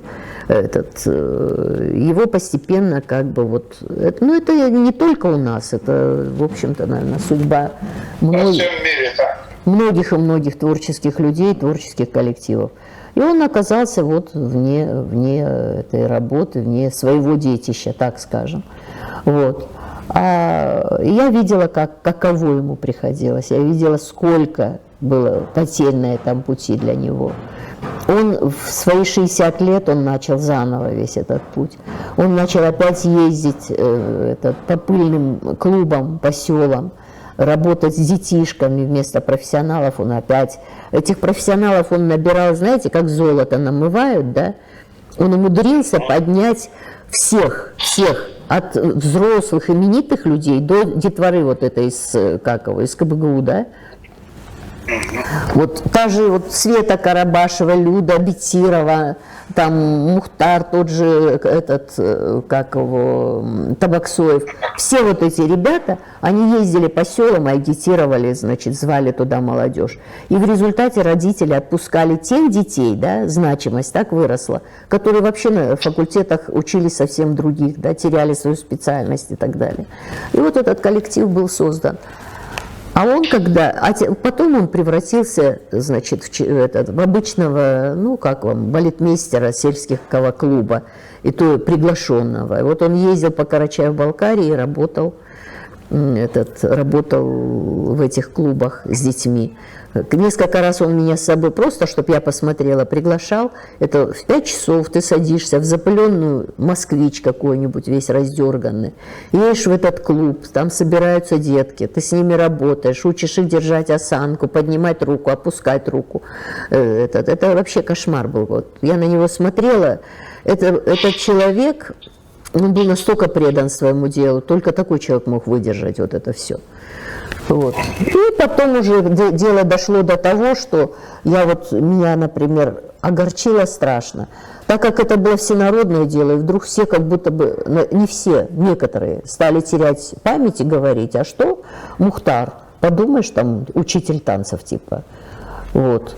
И стали быстро-быстро, прошло всего 10 лет, стали забывать, так кто же был тот человек, который эту идею заронил и ее воплотил. Вот. И я была как раз в Москве, он позвонил мне туда, и тут выяснилось, что он болен. Он такой скромный был человек, не хотел говорить, но и в то же время был очень невнимательный. Вот такие моменты, там, поздравить с днем рождения, с Новым годом, ему это не свойственно было. А тут он вдруг мне звонит на Новый год, и я понимаю, что что-то случилось. Оказывается, он лежит в онкологии. И это была бы высочайшая несправедливость, если бы он так ушел, с этой горечью в сердце. Вот. И поэтому я думала, ну а что делать? Вот как заставить людей, не заставить, а как им вот это предложить, чтобы они поняли, какой человек жил рядом с ними. Вот возник Алтенбарс. Он очень волновался, он думал, что потом это предусматривает еще и написание книги о лауреате. Вот в чем еще вся сложность. А я вообще тогда не писала, и, какие-то статейки были там, да, не больше. А тут получилось так, что мы сидели у меня в кабинете, Махты, значит, Мухтар, еще там несколько человек были. И тут зашли дети, старшеклассники, балкарцы, и сказали, вот мы пришли, нам сказали, чтобы мы написали рефераты по деятелям искусства, культуры, вот, ныне здравствующим, живущим, а ничего нет. Вот, с нами пришли ребята кабардинцы, а они уже взяли, значит, у них в это время, по-моему, Феликс Ахмедович Хараев тогда организовал выпуск как бы «Выдающиеся люди», да, выдающиеся адыги или выдающиеся люди, значит, кабарды или вот что-то такое там было. И там были такие небольшие брошюрочки, и в них, значит, описание как бы вот творческого и жизненного пути этих деятелей культуры, искусства, литературы. Вот. И я говорю, вот вам не стыдно? Ну напишите вы тоже, ты возьми того, ты возьми того. И вот Махты тогда сказал, мы будем писать, если ты напишешь. А я с какого этого? Ну ты что, у тебя такая речь, у тебя такой ты возьмись, вот напиши про Мухтара. Мухтар тоже там был, кстати, Кудаев. Вот, давай ты про Мухтара. И я начала писать, чтобы... Мы до этой книги дойдем. Да. Значит, если я правильно понимаю, израненное сердце Кудаева ты хотел немножечко живительной влаги. Да, и поэтому ему присудила Алтенбарс, я правильно понял? А Махты живой, которого я воспользуюсь случаем и на весь свет еще раз объявлю, я много раз это говорю, на мой взгляд, при всем моем уважении ко всем знаменитым знаковым фигурам нашего Карачаево-Балкарского народа, я считаю Махты Павеловича Джуртубаева, Карачаева балкарцем №1 всех времен. Вот это мое личное убеждение. Кто-то может с этим соглашаться, кто-то нет. И он не получил даже Алтын Барс. И ты не сказала, почему он не получил. Почему, Саид? Вот, честно сказать, этот вопрос, он такой, на который мне тяжело отвечать, потому что я свою вину в этом чувствую. Почему? Во-первых, в 2010 году получил Мухтар Алтын Барса, да? Вот. Да. Ну, все-таки закончу тему Мухтара, да? Это, вот знаете, он так волновался, что люди... Тему Мухтара мы не заканчиваем, потому что мы о его книге впереди будем говорить еще, подожди. Да, ну давайте так тогда. Тогда отвечаю на вопрос, который закономерен, потому что Саид Баев не мог не задать этот вопрос о Махты Журтубаеве при их отношении друг к другу и саидовском отношении к Махты. Саид, я с тобой полностью согласна, да. Это вот в обозримом пространстве нашем, да, в культуре, значит, в науке, это, конечно, вот просто такая фигура огромная. Он и как человек просто вот какой-то вот титан, да, и то же самое, если говорить о том наследии, которое он нам оставил, вернул, так скажем, рассказал, описал, подарил, вот все, что угодно, все это подходит для него.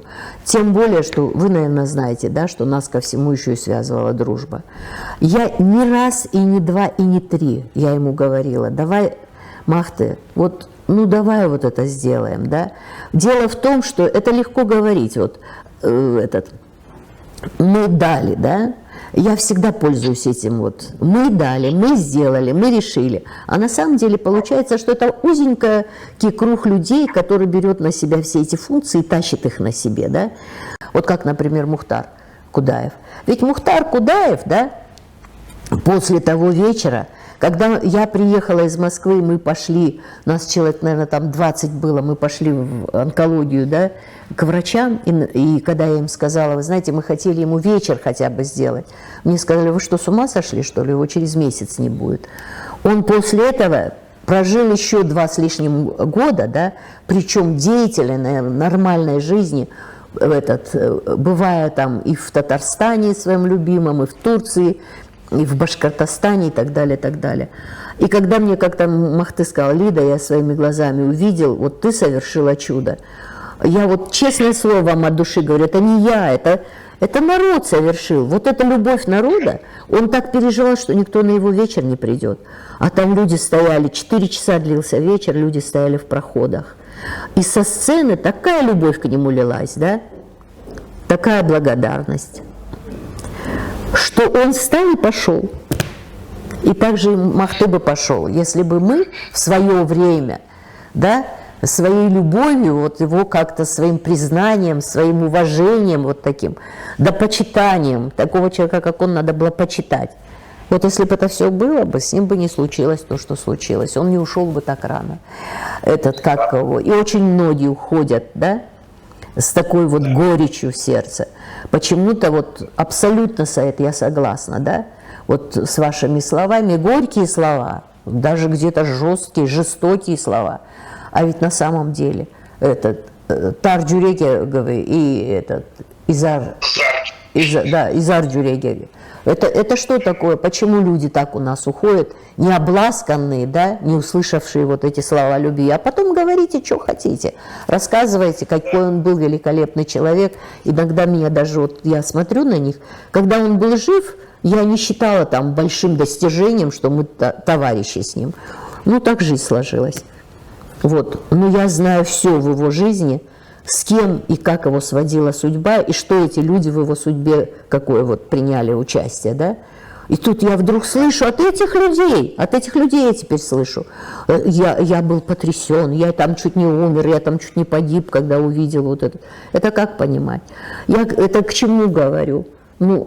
Просто душа болит, да, Ну, давайте друг другу говорить комплименты при жизни. Ну, давайте поддерживать друг друга, давайте уважать друг друга. Да, делать что-то приятное, что-то вот такое, чтобы человек себя чувствовал обласканным и любимым. И не его после могилу, да, а его самого. Вот это очень тяжело. Хотя, вот если я знаю, что многие обидятся, да, на нас, наверное, и на вас, и на меня. После вот этих слов, что там не было я знаю, как Бурхан Тамбиев его поддерживал, как все вот это окружение ребят, Султан Хубиев, вообще многие вот ребята, например, у вас там, да, Лида, как его поддерживали? Еще раз повторю, в публичном пространстве люди не воздавали ему должное. Подчеркиваю, в публичном. Единственная Шахриза Богатырева и при его жизни в газете «День Республики» Карачаев, здесь КЧР издаваемый, написала статью, там заголовок немножко неподходящий, смысл хороший, но словосочетание неправильно. «Великое наследие Махди Джуртубаева» называлось ее слова, прозвучало это великое там, да. Единственный человек в публичном пространстве — Шахриза Богатырева. А остальные в кулуарах, да, и в личных беседах с ним, наверное, ему говорили: ты гений, ты титан, ты все прочее. Мне надо было, чтобы это было сказано хотя бы кем-то в публичном пространстве. Вон там, по-моему, Дагир, сын Зейтуна, как его фамилия ваша, там забыл. Талгурова Зейтуна. Талгуров, да, вот. Значит, после его смерти написал прекраснейшую статью. Я про себя думал, читая эту статью. Ой, Хурмазлых, Дагир, ол сау заманында мап сөздерін бір айтсаңа, бір жазсаңа, бір жерде бір. Вот что я имею в виду. Публично, а не просто в разговорах. Я знаю, что, например, та же Ася Саракуева, есть у нас такой искусствовед, да, театровед, вот, умница и вообще. Вот ее можно назвать просветителем, знаете, титанический труд просто человек на себя взял. Вот. А у нее, наверное, там, не боюсь сейчас сказать, но, наверное, около 40 30 встреч с ним, где она записывает каждое его слово и так далее, и так далее. Пускай публикует. Как? Они все, пожалуйста, в интернете. Абсолютно никаких проблем там нет. Я вообще перед отъездом в Москву я говорила: давайте создаем какой-то цикл его этих программ, да, по телевидению, давайте его объединим и даже доведем до школ, чтобы они могли использовать как учебный материал там и так далее. Ведь он там многое говорит именно о народной культуре, да. А он всегда махты и писал, и делал всегда, он пытался делать так. Пожалуйста, постарайся меня услышать. Я предполагаю, если я ошибусь, ты меня поправь, что в этих передачах 15 или 40, неважно, он говорит там о каких-то вещах, там... Да, я понимаю. А мне надо совсем другое, чтобы были передачи при жизни людей, когда им воздают должное. Принципиальную разницу ты чувствуешь? Я чувствую принципиальную разницу. Ну, знаешь, не берусь тебе сказать, потому что я знаю, что телевизионщики наши тоже очень часто создавали какие-то программы, где он был вот из этих 40 таким человеком. Просто вырезать самые такие лучшие кусочки, где ему говорятся добрые слова, что он великий, что он... Собери мне 10 слов, тогда я тебе поверю. Хотя бы 10 слов. Ну что ж, мы попытаемся. Хорошо. Перейдем к более таким вещам, другим граням творчества и работы культуролога Лидии Лохмановны Равеловой. Значит, а то она все никак, это я зрителям объясняю, а то все она никак не переживает, что заслуг у нее нету. Начнем показывать несколько вещей. Вот, первая вещь, Лидия, о которой я хотел бы, чтобы ты немножко рассказала. В свое время я прочитал твою статью о дореволюционных поэтах Карачая, да? Алтур Семенов, Аспот Хочухаров, Джанибеков, Аппай, и так далее, и так далее. Я с наслаждением читал эту статью. Она написана, если я правильно понимаю, ты меня поправляй, если я ошибаюсь, в 2006 году. И вот прошло там тысячелетие или 2 тысячелетия. Короче, почти через 20 лет вот только-только она вышла в журнале «Минитал», и то на самых задворках в конце этого журнала, но все равно спасибо товарищу Додуеву, или как его там зовут, Додуев, да? Да, Аскер Додуев. За то, что все-таки напечатали ее. Прекраснейшая статья, я был очень рад, что она вообще есть. Расскажи немножко, как ты пришла к этой драгоценной статье? Очень так банально, просто. И путь не был тернистым и долгим. Позвонил Салих Гуртуев, этот поэт, известный человек и в Карачае, и в Балкарии, позвонил, и когда я находилась, в это время я находилась как раз в Черкесске, жила там, я какой-то небольшой период, 2 года там прожила, он мне, значит, позвонил и попросил, чтобы я написала статью о карачаевской поэзии. Он позвонил, Салих, и попросил у меня, чтобы я написала статью о карачаево-балкарской поэзии. Он в это время был, по-моему, главным редактором журнала «Минитал». Или ответ-секретарем, не помню, боюсь ошибиться. Вот. Он позвонил, попросил, чтобы я написала. Я стала отнекиваться, сказала, что я не читаю, как бы так вот бегло на своем языке, тем более с особенностями, еще и к нему накладываются особенности карачаевских этих ДЖ и так далее, да, мне, сенне, очень сложно. Дорогие товарищи балкарцы, переходите на карачаевский язык вообще полностью. Ты знаешь, там настолько такие отличия незначительные, что переходить вообще и не приходится даже. Я не могу уже слышать это ваше. Ясненько. Вот. Жаном Козом. Дианом Кёзем. Нет такого, нет, у вас есть только Жаном Козом. Вот, и, значит, а он был такой тоже вашего плана, такой очень настойчивый, и сказал, ничего слышать не хочу, все у тебя получится, садись, пиши, и пришли мне, потому что у нас нету такой обзорной статьи, да, мало знают поэзию в таком именно объеме, хронологически выстроенном. И я взяла, села не за статью, а за чтение стихов. Как раз вышел сборник, выпущенный Эльбрусоидом, «Антология поэзии карачаевской». Я стала читать. И вот потрясающе, в течение 3 дней я уже читала абсолютно свободно, да, я просто наслаждалась, я наслаждалась уже самим стихом, он открылся мне язык, да. Вот, и оказалось, что я в нем просто как рыба в воде. Вот. И получилась эта статья. Но, к сожалению, тогда что-то там, какие-то неурядицы начались у самого Салиха. Вот. Он сказал, что они пока не возьмутся за печатание, не он уже это решал. Вот. И получилось так, что она у меня осталась лежать как в архиве. Вот. А честно сказать, я когда уже напишу что-нибудь, я теряю к этому интерес. Оно написалось, и от меня оторвалось, ушло, я уже чем-то другим увлекаюсь.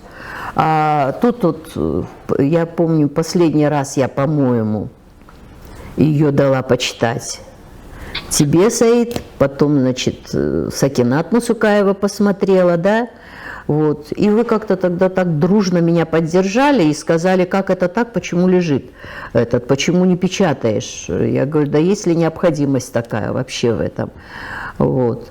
Ну, кто, по-моему, ну, кто-то еще сказал, да ее как методичку можно просто распространять, да? Конечно, Вот, конечно. потому что для нас самих открываются там какие-то вещи.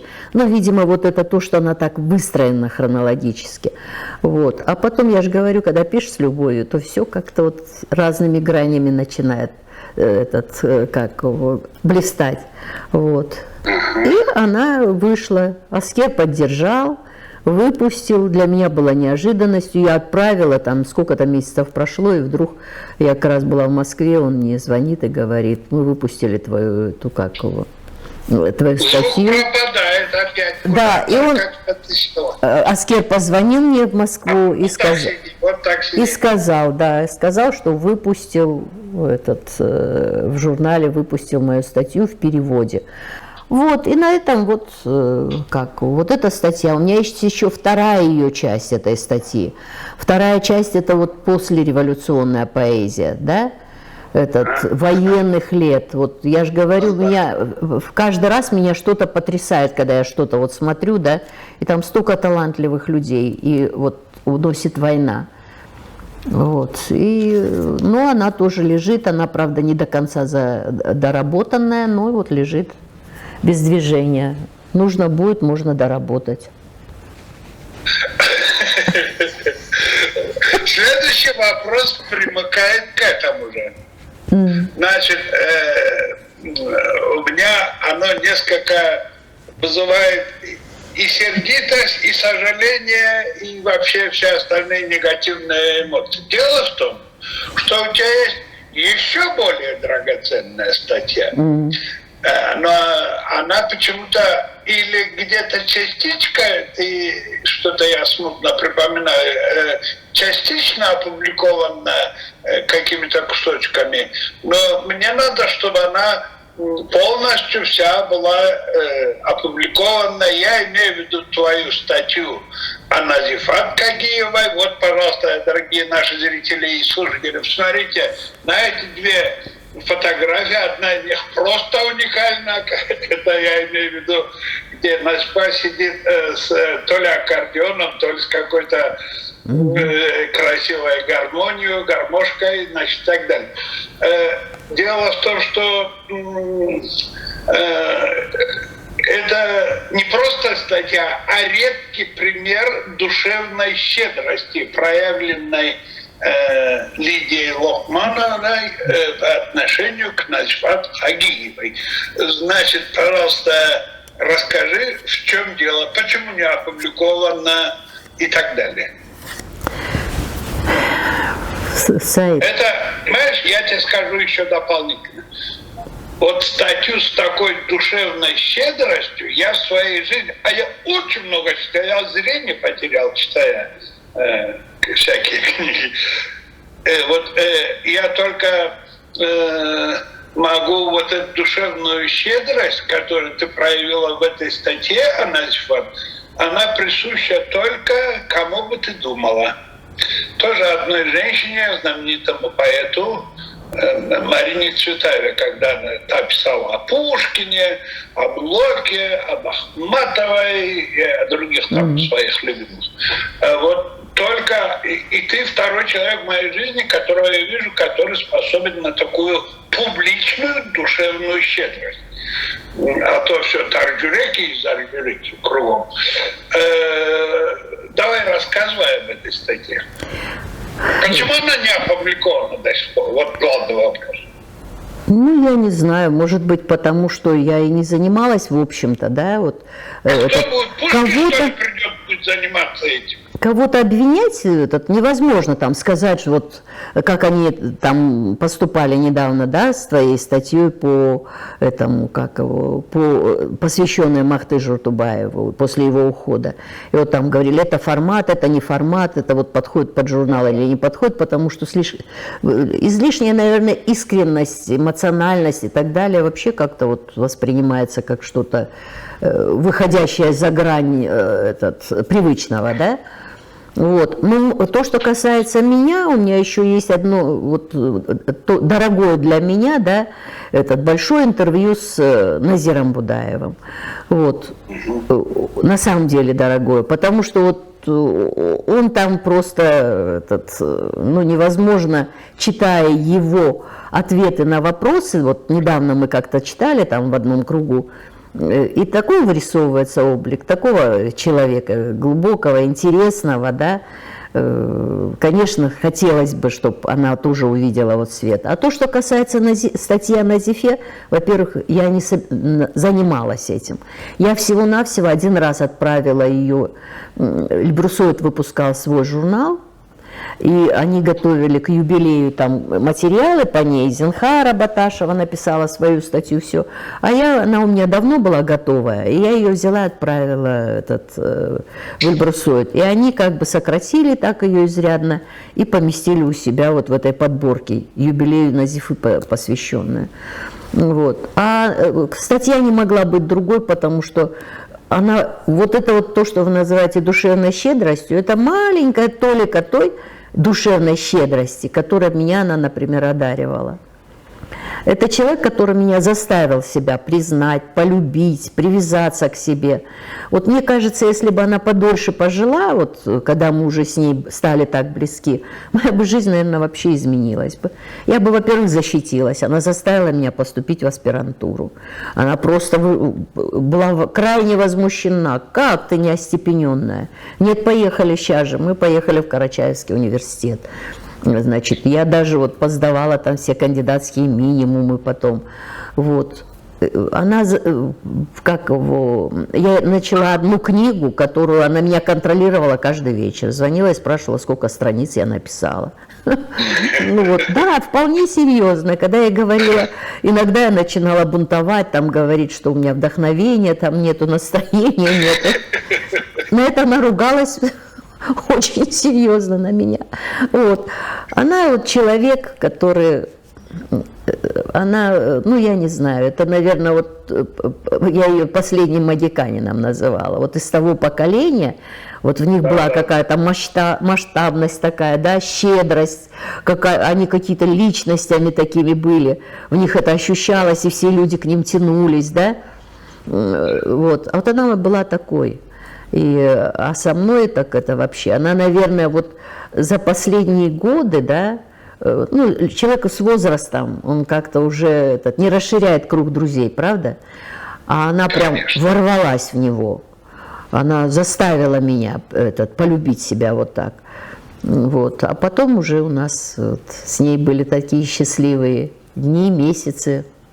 Мы встречались почти каждый вечер. Получилось так, что вот период моей жизни там, в Карачае, да, я сняла квартиру, и я попала в квартиру, в дом, в котором жила она, через 3 подъезда от нее. И вот первое, что в мою дверь, я вот только вселилась, и в мою дверь, еще мы с ней не близки так, стук в дверь, и в дверях стоит Назифа. Вообще я ее про себя всегда называю моя дорогая Назифа. Она стоит в дверях, в руках у нее, значит, какая-то коробка, в коробке чашки, ложки, вилки, тарелки и так далее. Вот. И я ей говорю, Назифа, зачем это все, говорю я, у меня все это есть. Значит, там наборы того, это то-то, то-то. Она на меня так сердито посмотрела и сказала, это мой долг, типа, ты вот гость, да, и обзаводишься хозяйством, откуда я знаю, что у тебя есть, чего у тебя нет. Но чтобы у тебя под рукой все вот это было, я, значит, вот пришла тебя проведать. Вот. И после этого я попала под ее такой жесткий контроль. Саид, это надо было видеть. Она мне звонила на работу и спрашивала, кто у меня, что у меня, с кем я разговариваю. Если я ей говорю, Назифа, у меня совещание, она мне спрашивала, на какую тематику, кто сидит, кто присутствует.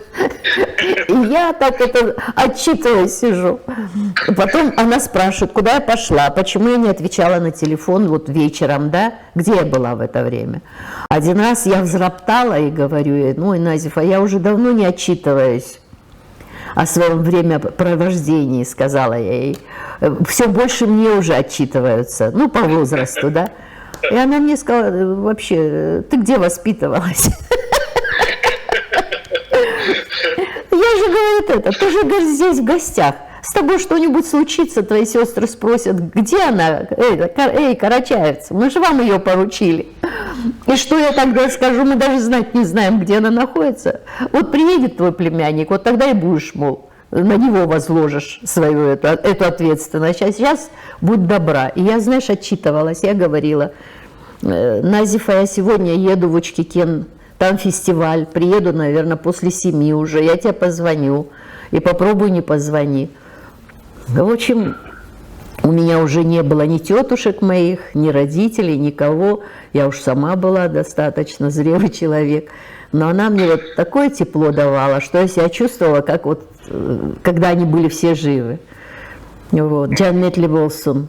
Джаннетли Вот она давала тепло, а тебе все было мало. Вот ты даже ватную фуфайку на встречу с ней надела. Вот я вижу на фотографии. А это она, Зухра Тумпарова. И не помню, кто еще. По-моему, была Индиана Каракетова. Они меня повезли в Архыз. И тут такой теплый день был, мы легко как-то, я была легко одета, не готова. А когда мы туда приехали, вдруг стало так холодно и стал накрапывать дождь. И там к нам подошел без просьбы, без ничего, человек, вот, который работал там, или сторож, или кто, не знаю, смотритель какой-то. И он подошел и, значит, принес ватник вот. И я вот так утеплилась тогда. Было очень холодно. Так, вот смотри, очень хорошо.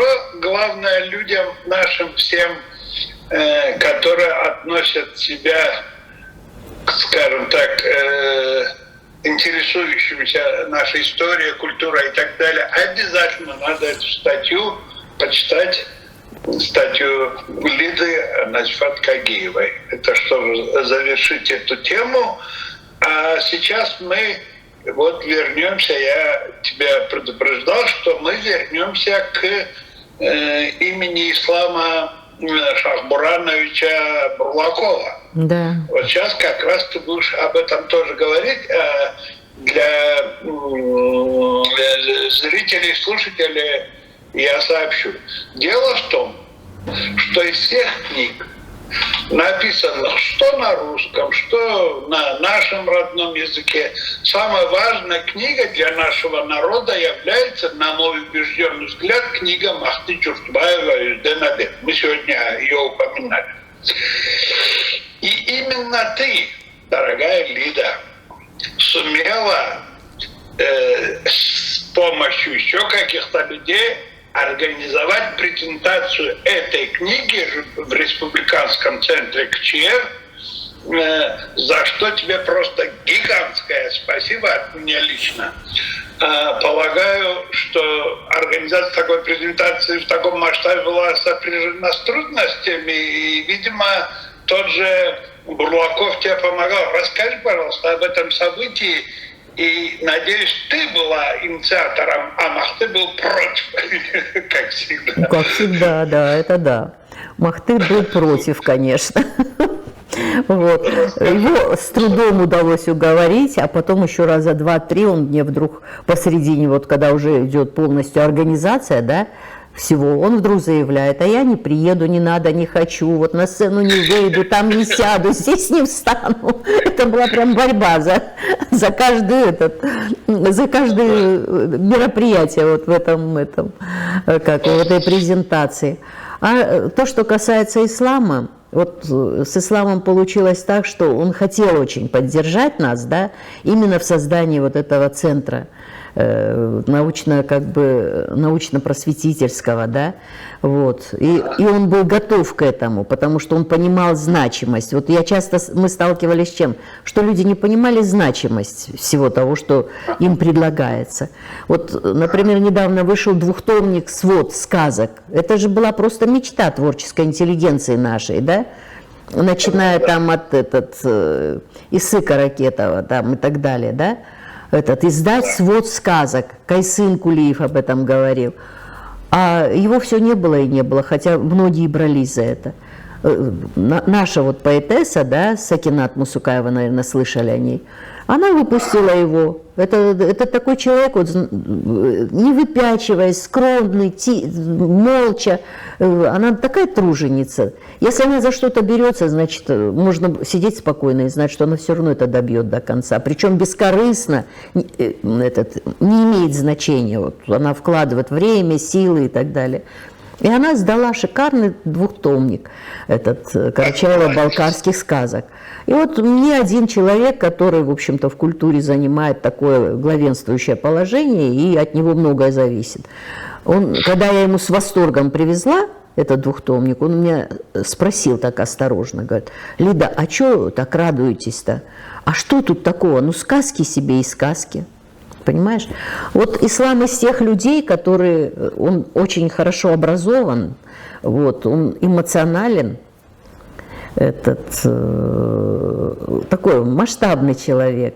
И он прекрасно понимал значимость всего, что происходит. И значимость, например, издания вот этого свода этического, да, ему не надо было объяснять, он сам бы объяснил бы нам.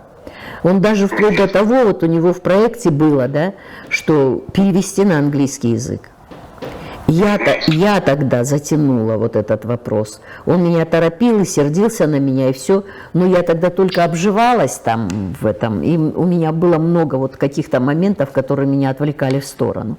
А надо было найти хорошего переводчика там, ну, все вот эти организационные вопросы решать.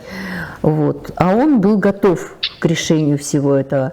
Когда начались пробуксовки с презентацией, да, этой книги, честно сказать, Саид, вот я встретила неожиданное противление и среди тех вот кругов, которые вроде не должны были этого делать.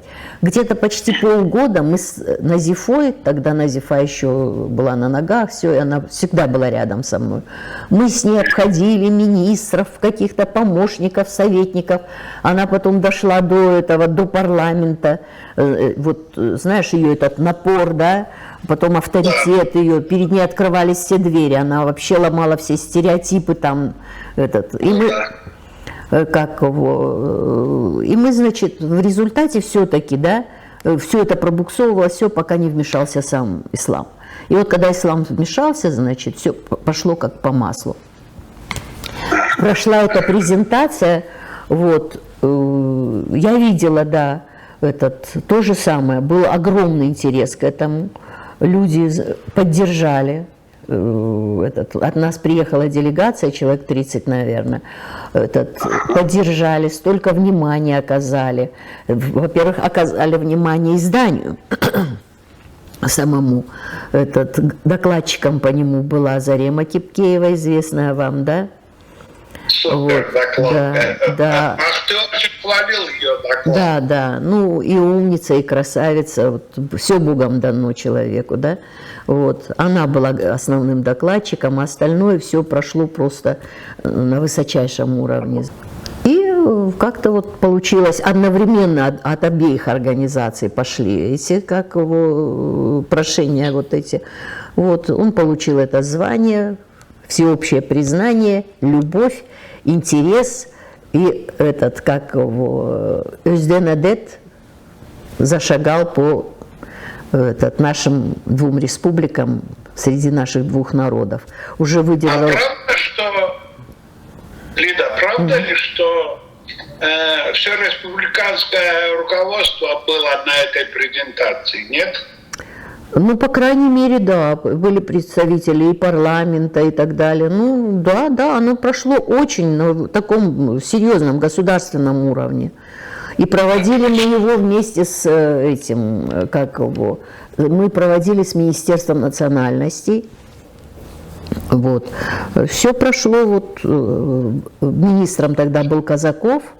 Вот, оказалось, что он еще и учился с Махты в литературном институте, то есть они давно друг друга знали, уважали друг друга. Все прошло на уровне правительственном.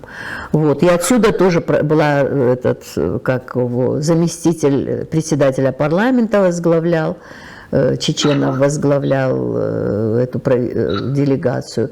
Чеченов Хусей, этот сенатор наш, приехал из Москвы, прилетел. Глава администрации тогда Эльбрусского района Хазир Макитов, директор этого строительного управления там. И другие ответственные все, да. Все. И это было просто, вот знаете, такая очень красивая, представительная была делегация оттуда. Здесь встретили тоже великолепно, проводили. Вот такая встреча была. А самое главное... Да, за презентацию, это тебя, еще раз повторю, гигантское личное мое спасибо тебе большое. Я хочу сказать, что если уж делать какие-то аналогичные вещи, презентации или там представления, что-то, вот так надо делать. Вот именно ну, так. Сложно так делать. Вот можно еще сайт, я прерву, да, что там еще было? Тогда это была первая такая выставка, да, выставка Карачаева-Балкария в лицах. Значит, мы взяли, собрали старые фотографии в мемориале, ребята, Тилов, Руслан помогли мне, да, собрать вот старые фотографии. Здесь, в музее и так далее, мы искали фотографии по с карачаевской стороны. И потом проламинировали все, и в фойе у нас была большая выставка вот такого вот плана. Это надо было видеть реакцию людей. Вот какое-то было потрясение. Вот эти благородные лица, да, вот эти люди дореволюционные, да, столько воли, вот мужества какого-то, покоя такого, да, люди в гармонии сами с собой, вот благородство такого в лицах, рассматривали просто, не могли оторваться от этих. И потом это уже в традицию вошло, сейчас такие очень часто такие выставки, часто сопровождают как бы какие-то мероприятия. А тогда это была вот такая редкость. Вот впервые мы посмотрели как бы в лицо вот на своих предков, да, на разных этапах жизни народа. Это было здорово вообще. А у меня они, кстати, сохранились, и дома, вот, как в архиве, хранятся. Отлично. Надеюсь, они пригодятся еще для каких-то вещей, акций и так далее. Но я просто добавлю единственное, что если, говоря об общественных событиях, единственно об одном общественном событии отзывался тепло Махти. Именно об этой презентации. Значит, тебя, Зарему Кипкееву, еще несколько человек он хвалил, а других каких-то событий в своей жизни он не мог даже... Но он еще рассказывал какие-то вещи, но они менее значительные и без особого тепла внутреннего и радости он рассказывал. Ну, ладно, закончили об этом. Я другое, значит, мы сейчас перейдем к другой маленькому вопросу еще. Вот смотри, Линда. Вот однажды в моей беседе с Бурханом Тамбиевым затронулся вопрос о семинаре в Кисловодске в 22 году прошедшем, да, и вот то, что ты упоминала, что и вас последовавшая за этим, как некий итог этого семинара, выставка картин и так далее, я спросил: Бурхан, а кто на самом деле вот это все придумал? Ты, Лида и, наверное, Махти, вы втроем? Он сказал так. Ну, Бурхан истинный день. Он говорит так. Вся заслуга и в организации, и семинары, и выставки, и сама идея полностью принадлежит Лидии Шавеловой, сказал Бурхан. Баша Сауду, у него, можешь это от него самого услышать. Так вот, выставки эти тогда, значит, прошли на сегодняшний день уже, по-моему, в 3 местах. В Черкесске, в Нальчике. Кстати, то, что когда в Нальчике проходило, вы это очень красиво сделали. Вообще вкус у балкарцев, на мой взгляд, выше и лучше, чем у карачаевцев. Я должен... Ага. Почему? Потому что, вот посмотрите, как это была выставка оформлена в Болгарии. Для начала они красиво оформленное объявление сделали. Вот, на фотографии вы видите.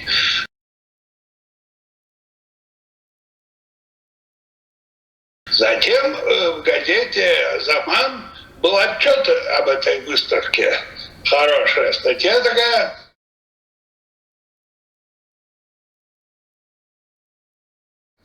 А вот и лучшая, на мой взгляд, картина на этой выставке кисти Бурхана, там видите на фото.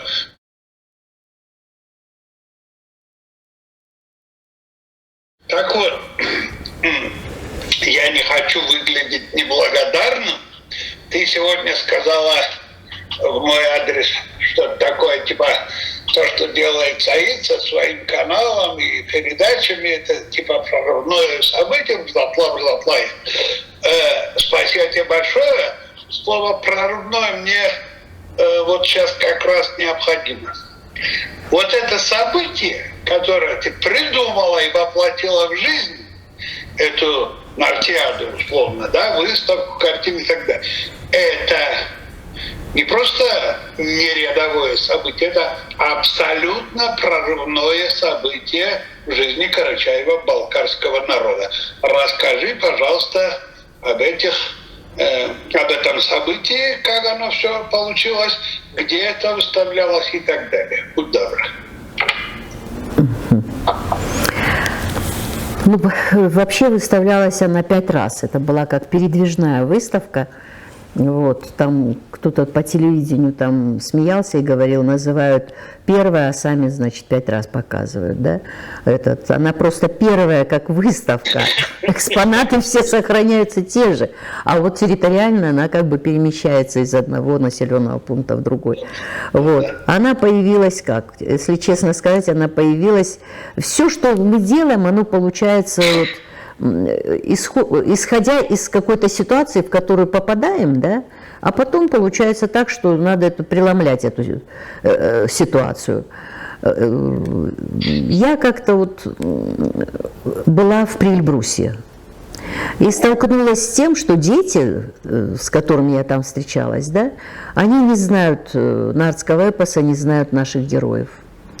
Вот. И когда с ними начинаешь говорить об этом, вот чувствуется, что что-то они слышали, да, а вот каких-то таких знаний, даже не глубоких, не дай бог, я не это имею в виду, но хотя бы вот так, как мы, например, предположим, знали там о татаро-монгольском иге, да, в детстве. А они вообще представления не имеют, что это, кто это, зачем это, знают, что народ, вот богатыри, да, были. Вот. И я была очень крайне расстроена, разочарована. И после этого появилась такая книжка. Я написала небольшую книжку «Ильдар в стране нартов». Причем для меня это было ново. Мы до нее дойдем. Ну, вот эта выставка, то, о чем мы с тобой сейчас говорим, это проистекало из этого. Книга была написана, а никто не знает образы. Вот, да? Спрашиваешь, значит, соответственно, нужны иллюстрации к детской книге. 5 художников рисовали ее. 5 художников. Не буду называть сейчас имена, да? И каждый из них спрашивал, а как Агачкище выглядит? А как выглядит Алмосту? Алмосту как выглядит? Все знают, как выглядит Илья Муромец, да? Все знают, как выглядит Тарас Бульба, благодаря художникам. А вот как выглядит наше Агачкище, никто не знает. Мы даже смеялись, я говорю, слушайте, Агачкище должен войти в каждую карачаево-балкарскую семью. Страшное зрелище было бы. И в результате получается, что 12 иллюстраций было нужно, да? Ни одной иллюстрации нет на сегодняшний день. И когда я уже решила, что она пойдет без иллюстраций, вот Аллах всегда посылает тебе какое-то свое, да, решение. Мы проводим выставку работ Хамзата Бачиева в Румкале, в Учкикене, в музее. И туда приезжает Бурхан Тамбиев. с которым мы вообще практически вот там, ну, здравствуйте, до свидания когда-то, раза два, по-моему, виделись на каких-то этих, и все. Хотя я постоянно слышала о нем, и как о ректоре очень много лесного, да, и как о друге от Махты Журтубаева. Я слышу от Махты Журтубаева, от Назира, от этого, как его, Мухтара Табаксоева, от Хамзата. Я слышала много хорошего в его адрес. Что вот это вот такой, на самом деле, джентльмен. Это не только женщина, а вот настоящий горский такой интеллигент и вообще прекрасный человек. Вот. И тут он приезжает туда. Мы начинаем с ним говорить, и я вот это возмущение передаю ему. Он ничего не говорит, слушает меня, и вдруг через несколько дней я получаю 4 его рисунка. Сразу же вот он их мне присылает. Вот. И после этого возникает вопрос, как вообще вот из этой ситуации вообще выходить, как обратить. А ведь вы посмотрите, вот этот осетинский эпос, да, он же вообще иллюстрирован. Там, наверное, не осталось ни одной сцены, ни одного этого, чтобы события, чтобы оно не было иллюстрировано, ни одного самого третьестепенного героя. То же самое в кабардинском эпосе. Вот.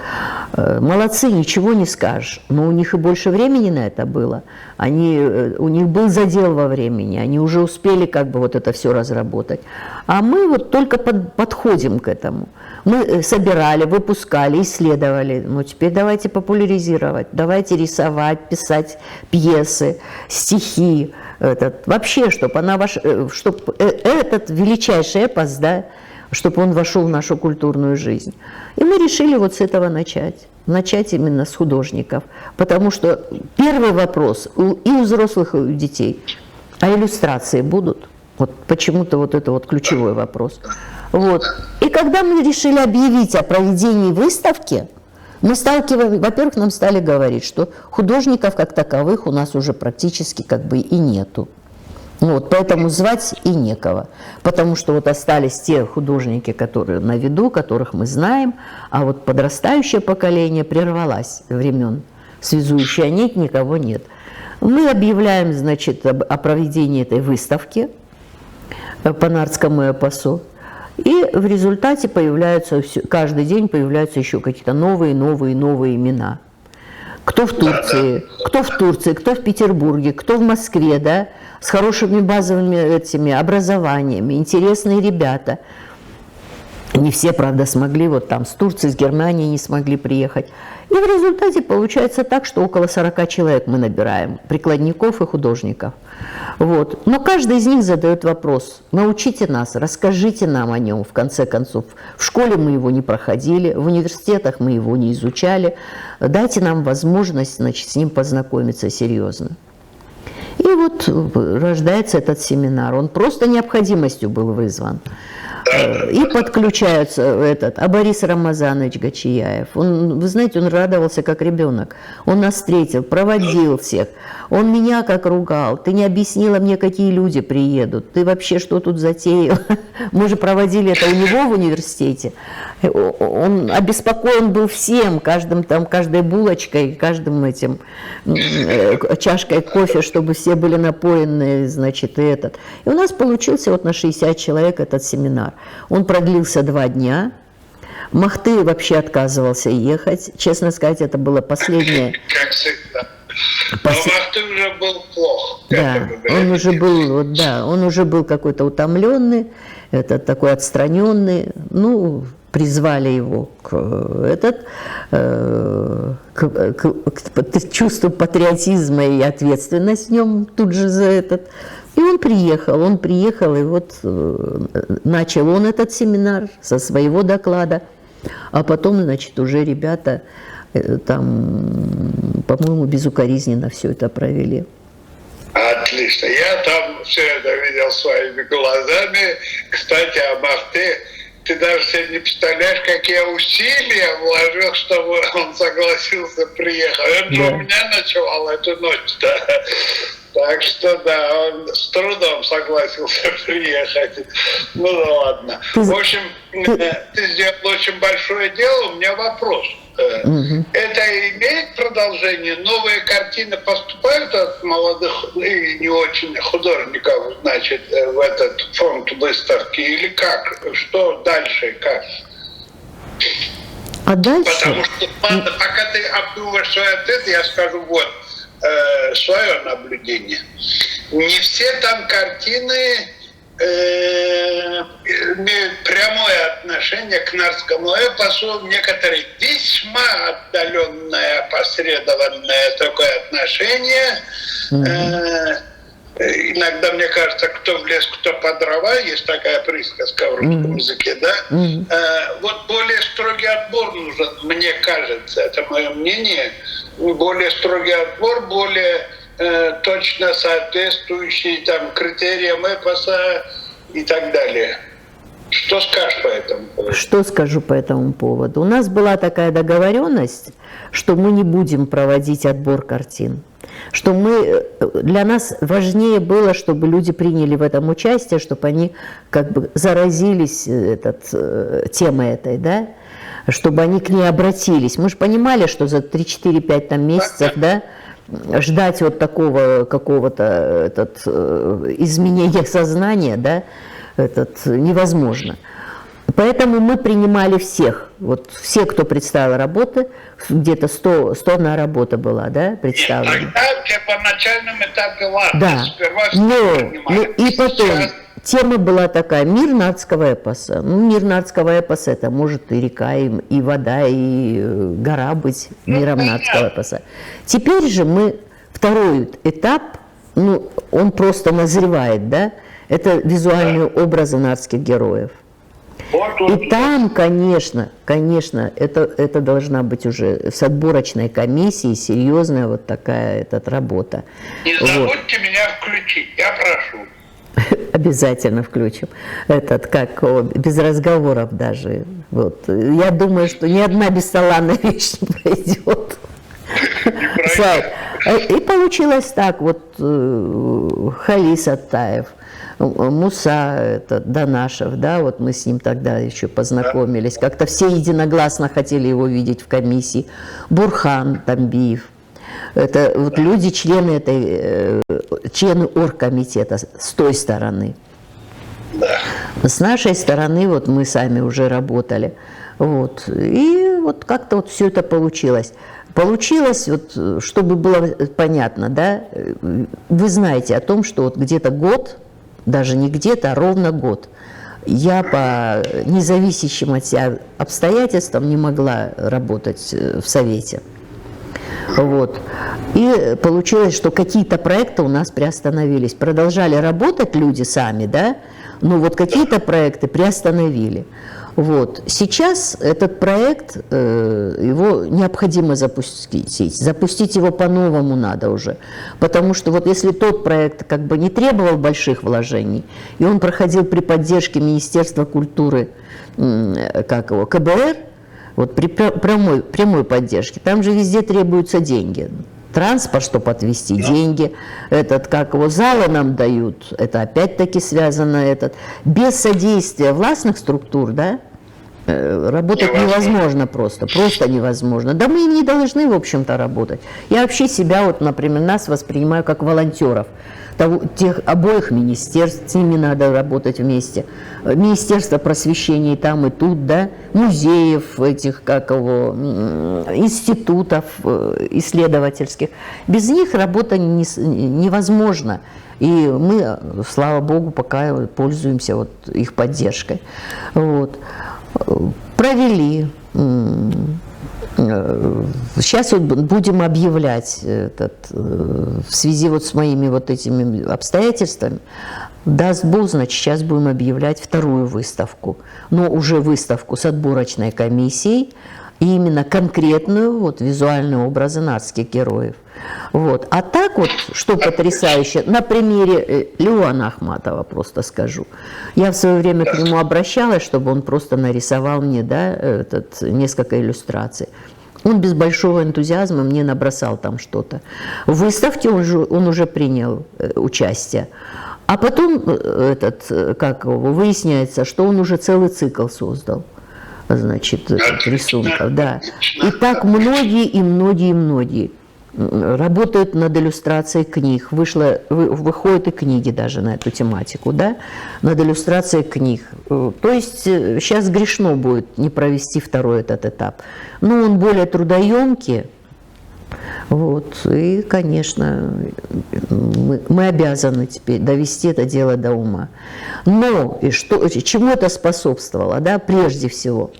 К тому, что Карачаево-Балкарская версия нардского эпоса заняла подобающее ей место среди эпосов 5-6 народов, которые этим занимаются. Вот. И так многие ребята в этом ключе работают. И Бурхан говорил, и Муса, Халис говорил, что и в Карачае там многие работают, продолжают работать уже. То есть заинтересовались, и для них этот мир как открывается, да? А он потом захватит и не выпустит нормального живого человека, тем более творческого. Вот. Посмотрим, что будет дальше. Дети читают, дети откликаются, педагоги, вообще кратно возрос интерес к нему. Движение началось, отлично. Спасибо тебе и за это тоже. Вот это не мне, Саид, вы из меня такую яколку сделаете. Это не благодаря мне, благодаря всем этим людям. Вот если бы вы видели, как люди работали. Благодаря Люде Бетировой, которая... Конкретный организатор, вот этот самый культуролог, кто это все делает, воплощает в жизнь? Это некая Лидия Лукмановна Жабелова, а не кто-то другой, нет. ни Пушкин, ни Лермонтов. Высказать какую-то идею, да, помечтать там о чем-то, это очень многие могут, а вот воплотить ее очень редко кому дано. Прошу дослушать, иначе я же говорю, мне не хочется выглядеть вот так. Для меня это недопустимо просто. А делал все это без сна, без отдыха, от всей души, умело, главное, умело, да. Это же не я была, это была Люда Бетирова, Качкарова, это была Фатима Шаваева, Амина Тапасханова, Алима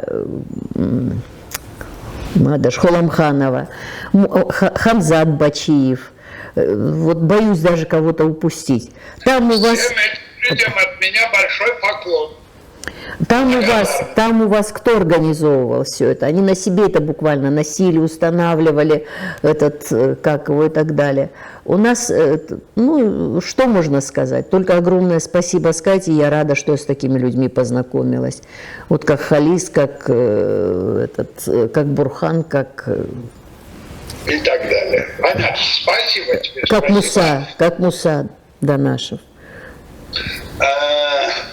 Значит, Руслан Маршинкулов. Вот Руслан Маршинкулов. Вот кто обладает вкусом, и вот тот тем самым вкусом. В Карачаевске, да, в университете, он провел выставку эту, он ее собрал, всю эту экспозицию выстроил и так далее, и так далее. Это вообще уникальный человек. В общем, нужно говорить и говорить, имен много, людей. Есть те люди, благодаря которым дела вот эти движутся как-то.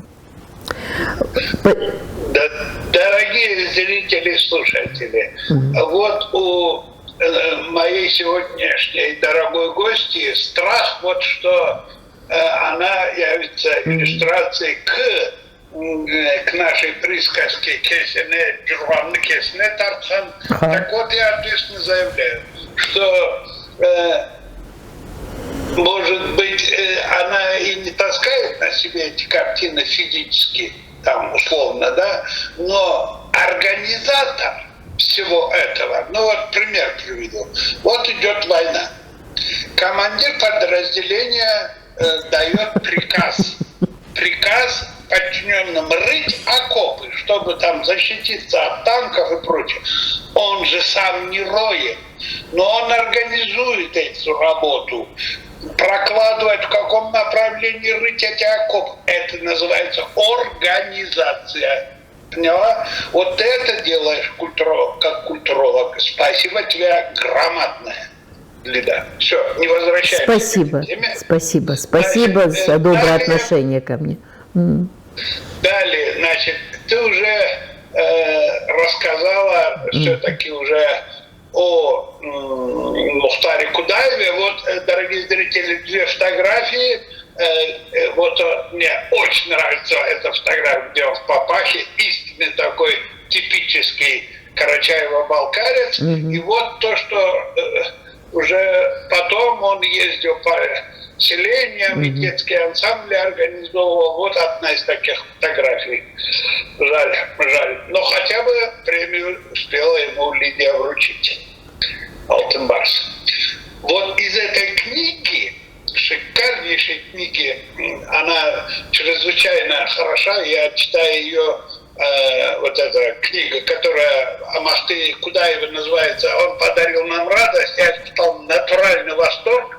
Она чертовски хороша и в художественном, и в информативном смысле.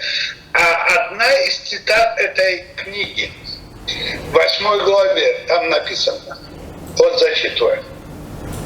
Невская Валентина Павловна, доктор исторических наук, ученый-этнограф с мировым именем, решением Кембриджского международного биографического центра. Валентина Павловна дважды, в 93-95 годах, была признана женщиной года и удостоена серебряной медали века. Ее книги переводились и издавались в Германии и Японии, хранятся в библиотеке Конгресса США.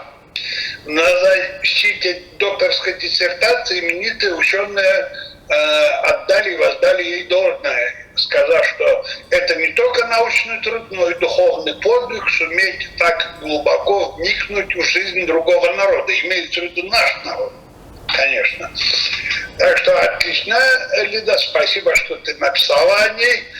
А тем, кто смотрит или слушает нашу беседу, дополнительно сообщу свое личное отношение и мнение к Валентине Павловне Невской. Вот ее фотография уже старенькой.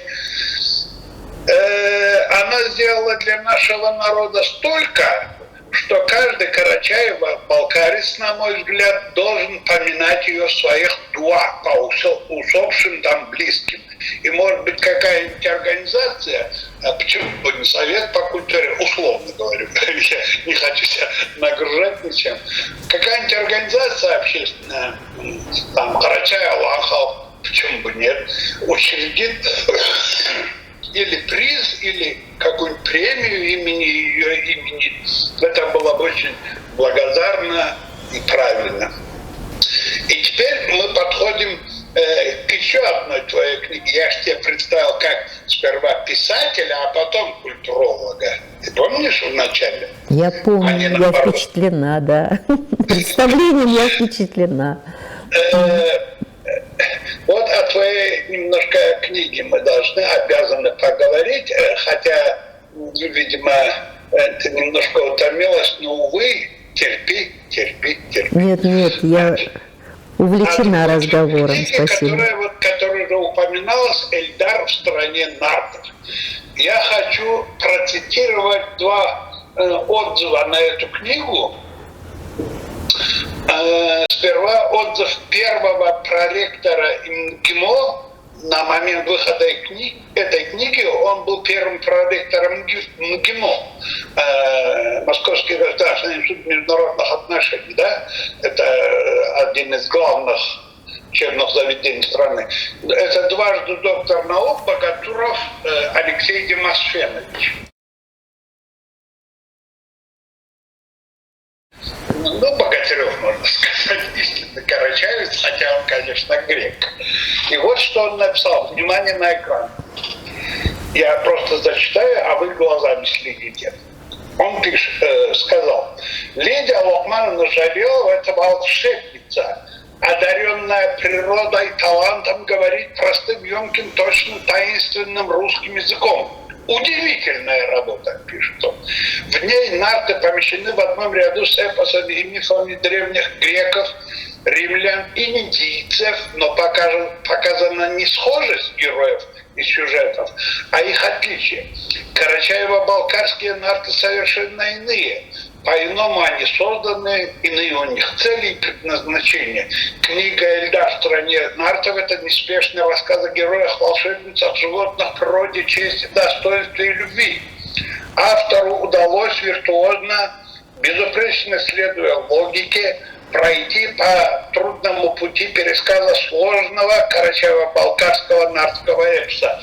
Надо было проявить ум, немало мужества и любви к человеку-ребенку, чтобы провести эту линию, обработанную и приспособленную, это надо было Алексею подсказать, адаптированную, вот это точное более слово, для восприятия детьми. Я слышал, Лидия, что не совсем не в порядке со здоровьем у Алексея. Передай ему мой благодарный поклон именно за этот отзыв в том числе. Спасибо. Передам. Спасибо. И второй отзыв – это наш великий Махты Тюртбай. Вот на фотографии вы видите. Он держит микрофон в руке и говорит об этой же книге. Вот ее содержание, значит, можете прочитать глазами.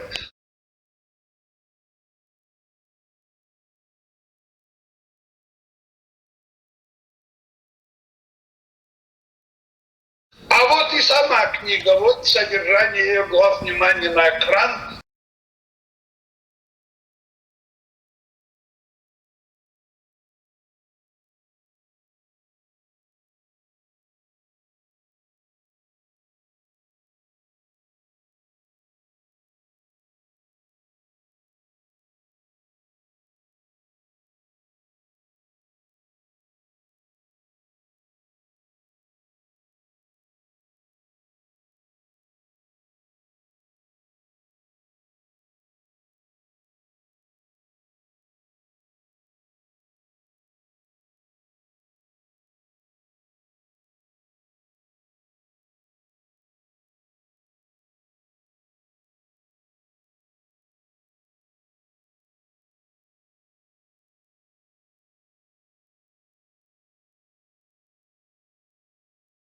Вот эти 5 фотографий.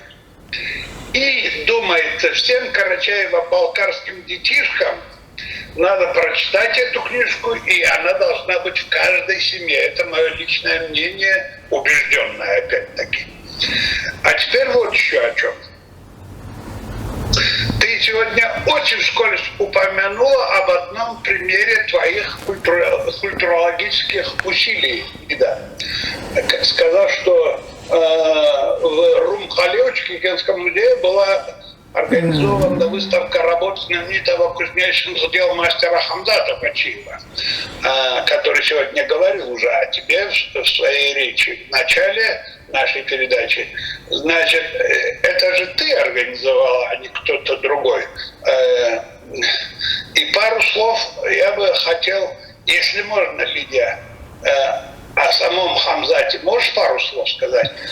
А перед этим, пока ты будешь обдумывать, что о нем сказать, можно передать, например, прямо с экрана, можешь передать привет Алию Хубиеву, директору Румхала. Передай ему что-нибудь. Он тебе передавал свои передачи, кстати. Привет, Алечка. Что я могу сказать? Проводили на самом деле Румхала, да. Проводили мы все, и прежде всего сам Али Хубиев. Он создатель этого музея, Али. С Али мы познакомились, когда он был зав. Отделом Малокарачаевского отдела культуры. Вот, да, мы вот с тех пор, я работала в Нальчике, он работал там. Честно сказать, вот настолько наше сотрудничество было плодотворным, мы с ним проложили дорожку между Карачаем и Балкарией. Я была поражена, вот мы проводили здесь, в Нальчике, совместно с Союзом писателей, с Алимом Типеевым, мы проводили этот юбилейный вечер Исмаила Семенова. К нам приезжала целая делегация оттуда, от вас. Вот первый раз тогда приехала Назифа Акадиева. Там я ее первый раз увидела. Вот. Ну, что я могу сказать? Это все благодаря, вот, очень многое делалось благодаря Алику. Вот. Мы с ним были в этом плане полностью единомышленники. Когда мне, например, говорят, что единый ли мы народ, да, вот я слышу иногда такие разговоры, единый ли мы народ, я всегда исхожу, знаете, из чего? Если я сегодня напишу, предположим, да, что песня Гапалау, балкарская народная песня, да, любой карачаевец индивидуально может подать на... Надо вы станет. Да, он имеет полное право, да, подать на меня в суд, так как я вот, значит, приписываю ее только как бы этой части народа.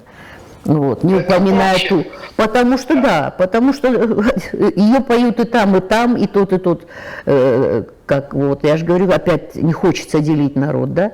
Это достояние и того, и другого народа. И так любой наш национальный вот какой-то вот такой момент, он всегда становится достоянием обеих народов. Является, вернее, не становится, а является достоянием. Одного народа. Да, а тогда о чем вообще можно говорить? Если у тебя единая история, если у тебя единая культура, единый язык, вот эти все мелочи, которые там есть, я же говорю, мне не это все, это даже на говор, наверное, не тянет, если по-серьезному говорить. Поэтому, да. Шутливо. Да, поэтому единый народ, единая культура, вот что получается. И впервые я всегда думала, что мы как бы вот так активно, да, ездим друг к другу, общаемся. Когда мы проводили вечер Семенова, ученые стали просить у меня, а нельзя вот и нам дать возможность провести свой как бы семинар, потому что мы друг друга не знаем. Оказывается, люди работают по одной теме, да, над одной темой бьются, но друг друга не знают. Вот. И мы провели тогда тоже вот им такую большую встречу, как бы круглый стол, от вас приехали многие, со многими мы тогда познакомились. Вот. И этот семинар для ученых опять-таки заслуга культуролога Лидии. Да ну что это такое? Ну невозможно это. Вот Ты меня просто сейчас... Ты меня сейчас пристыдишь при всех. И вообще рассоришь меня с моими друзьями и так далее. Человек один, он ничего не может сделать. Я же говорю... Я уже сказал о командире подразделения и его солдатах. Пожалуйста, не надо возмущаться.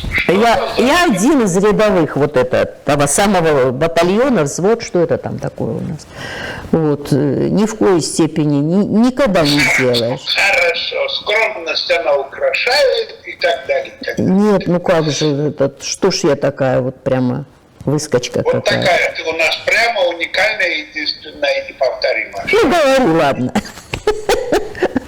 Пусть будет так. Могу я за всю свою жизнь. Ты знаешь, Саид, что я не имею ни одной награды. Ни заслуженного звания, ни народного, даже грамоты я не имею от своего родного Министерства культуры. Это никак никогда ничего. Значение для Карачаева, балкарского вот. Так что сегодня я сполна получила все добрые слова в свой адрес. Так что я очень благодарна тебе. Давай это не будем уподобляться кукушке и петуху, которые хвалят друг друга. Я лучше вот что, это очень важно. Смотри, вот эта твоя драгоценная книга, авторское предисловие к книге о Мухтаре Кудаеве, я сейчас зачитаю кусочек текста из этого авторского предисловия к твоей книге. Это ты написала. И предисловие, конечно. Чтобы все услышали, я прочитаю медленно. Замечу только, что это сказано тобою в 2009 году, то есть век до нашей эры, уже много лет прошло. Итак, внимание на экран, вот вы видите этот текст, я его просто зачитаю. Еще раз повторяю, 2009 год. Недавно ЮНЕСКО опубликован список языков народов мира, которым грозит исчезновение. Карачаево-балкарский язык оказался в первой десятке этого списка. Лауреат Международной Вавилонской премии Йохан Вандервалле, полиглот, изучивший 22 языка, в том числе персидский, греческий, санскрит, латинский и так далее, писал: велик интерес в мире к тюркским языкам, которые превосходят все языки мира красотой своей логики. Человек интеллигентный рано или поздно будет очарован магией тюркских языков. И далее Лидия уже пишет сама. Карачаево-балкарский язык уникален даже в кругу тюркских языков, так как является одним из самых древнейших. В отрогах Кавказских гор он сохранился в наиболее чистом виде. Но, к сожалению, при нынешнем положении дел, а это 2009 год, подчеркиваю, при нынешнем положении дел, без принятия серьезных мер на государственном уровне, его магия может быть утеряна навсегда, даже для нас самих. Так что, дорогая Лида, насчет состояния нашего родного языка уже прошло, вот я как сказал, уже 1500 лет, то есть больше 15 лет уже. Точка невозврата пройдена или как? И вообще, что ты думаешь обо всей этой проблематике сохранения языка и так далее? Скажи, пожалуйста, свое мнение. Ну что, я не знаю. Вот уж этот тяжелый вопрос и сложная сама по себе очень проблема, да, над ней бьются уже такие умы, знаешь, с которыми мне даже и сравниваться просто забавно было бы, да, если бы я на что-то претендовала на их этом уровне. Да, процесс вот такой запущен, и сопротивляться ему, да, очень сложно. Но то, что пройдена или не пройдена эта точка невозврата, я думаю, что нет. Почему? Почему? Потому что на моих глазах, вот, а все-таки уже многое прожито, да, я вижу, как преломляются какие-то вещи, когда ты уже приходишь в отчаяние, и тебе кажется, нет, это изменить уже невозможно. И тут выясняется, что есть какие-то вот такие моменты, которые позволяют это изменить. Вот я сейчас наблюдаю, да, возрос интерес к родному языку, да, об этом говорится часто, много, озабочены многие люди этим. Все чаще как бы порицается отсутствие вот знания своего языка. Это входит в сознание общества, и оно все равно даст свои плоды. Вот. Мы даже на наших вот глазах, да, вот как мы сейчас с вами видим возвращение нардского эпоса, да, который назад в культурную жизнь человека. Вот, например, моя мама в разговоре, она там могла сказать «Карачи Гемудага», то есть мудрый как Гемуда, да, или там «Амантли Гелястерхан», да, то есть злоязычный Гелястерхан. Это было свободно так вот, просто люди как бы говорили. Вот поверьте, что если так будет продолжаться, вот этот запущенный процесс будет идти, он вернется, оживет и будет жить в нашем народе. И может быть даже опять-таки не только в нашем народе. То же самое язык. Если преломить вот это пренебрежение языком, вот многие говорят, где на нем говорить дальше как бы вот этого нашего пятачка, да? Вот. А сейчас все больше людей понимают, как широк этот мир, и с какими народами, и как часто можно пользоваться им. И он будет востребован, там, понятен и близок многим и многим. Вот этот процесс, он уже сейчас идет. Обсуждать, но самое главное, это мое твердое убеждение, для того, чтобы что-то сдвинулось с места, во-первых, люди должны знать, ибо невежество – наш самый страшный недух, вот, который нам мешает вообще что-либо познавать, да?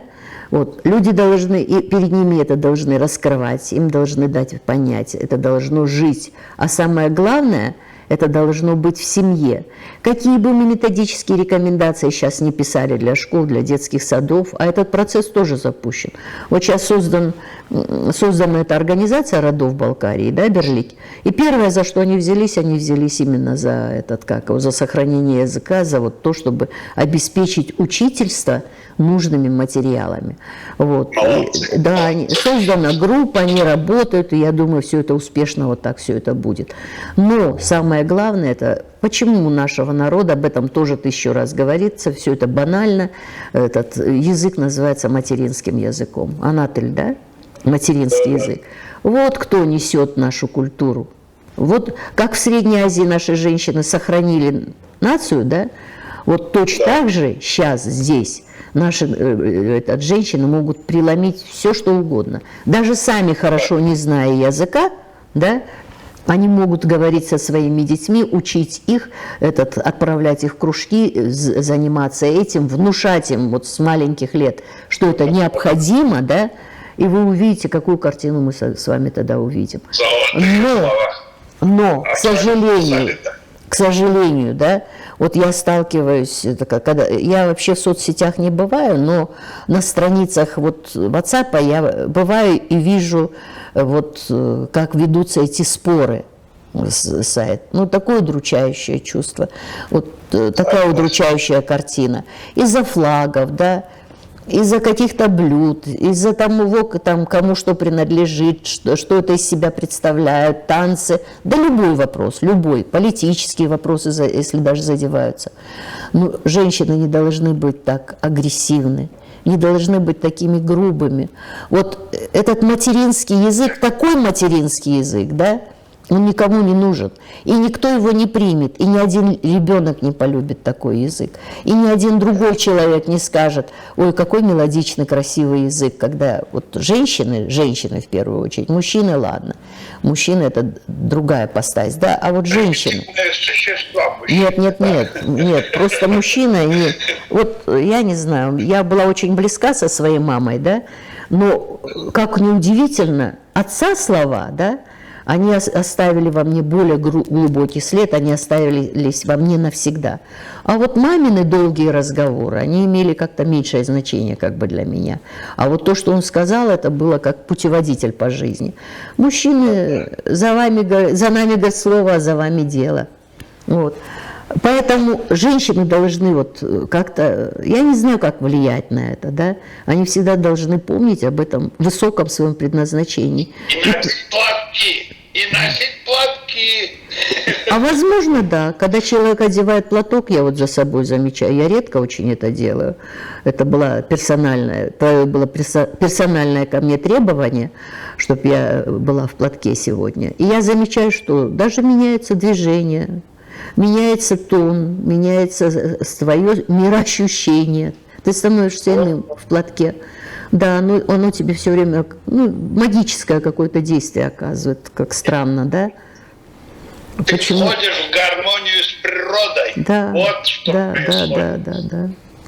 Ты становишься тем, что задумал иной. Создатель, создавая мужчин и женщин. Да. Вот в эту гармонию ты входишь, надевая платок. Ну что, дорогие зрители и слушатели, наша беседа с Лидией Вохмановной на этом подходит к концу. И в самом конце беседы я скажу вот о чем. Я уже немножечко говорил в 2 своих беседах с другими людьми, но с удовольствием повторю это еще раз здесь, в заключение нашей сегодняшней беседы. Лидия Жабелова – это единственный человек, о котором великий Махты Джуртуваев дважды сказал мне в 2 разных разговорах буквально следующее. Лиде я доверяю как самому себе. Это высочайшая, максимальная оценка и характеристика, которую один человек может дать другому человеку. Согласитесь, дорогие друзья, что не у каждого из нас есть человек, которому мы можем полностью и безоглядно довериться. Спасибо тебе большое, нет, огромнейшее, Лида, что ты была такой моральной опорой и поддержкой великому человеку Маспиге. Вот вы, дорогие зрители, посмотрите, я здесь припас несколько фотографий, на которых Махти и Лида в одной компании, значит, и видно отношения друг к другу и так далее, и так далее. Пожалуйста, не спеша разглядите эти фотографии. А тебе, Лида, будет тебе и да будет тебе милость Всевышнего во все дни твоей жизни, дорогая Лидия. И вам, дорогие зрители и слушатели, желаю того же. До новых встреч. Спасибо, Саид, спасибо огромное. До встречи. Вот, я тебе благодарна за каждое твое доброе слово.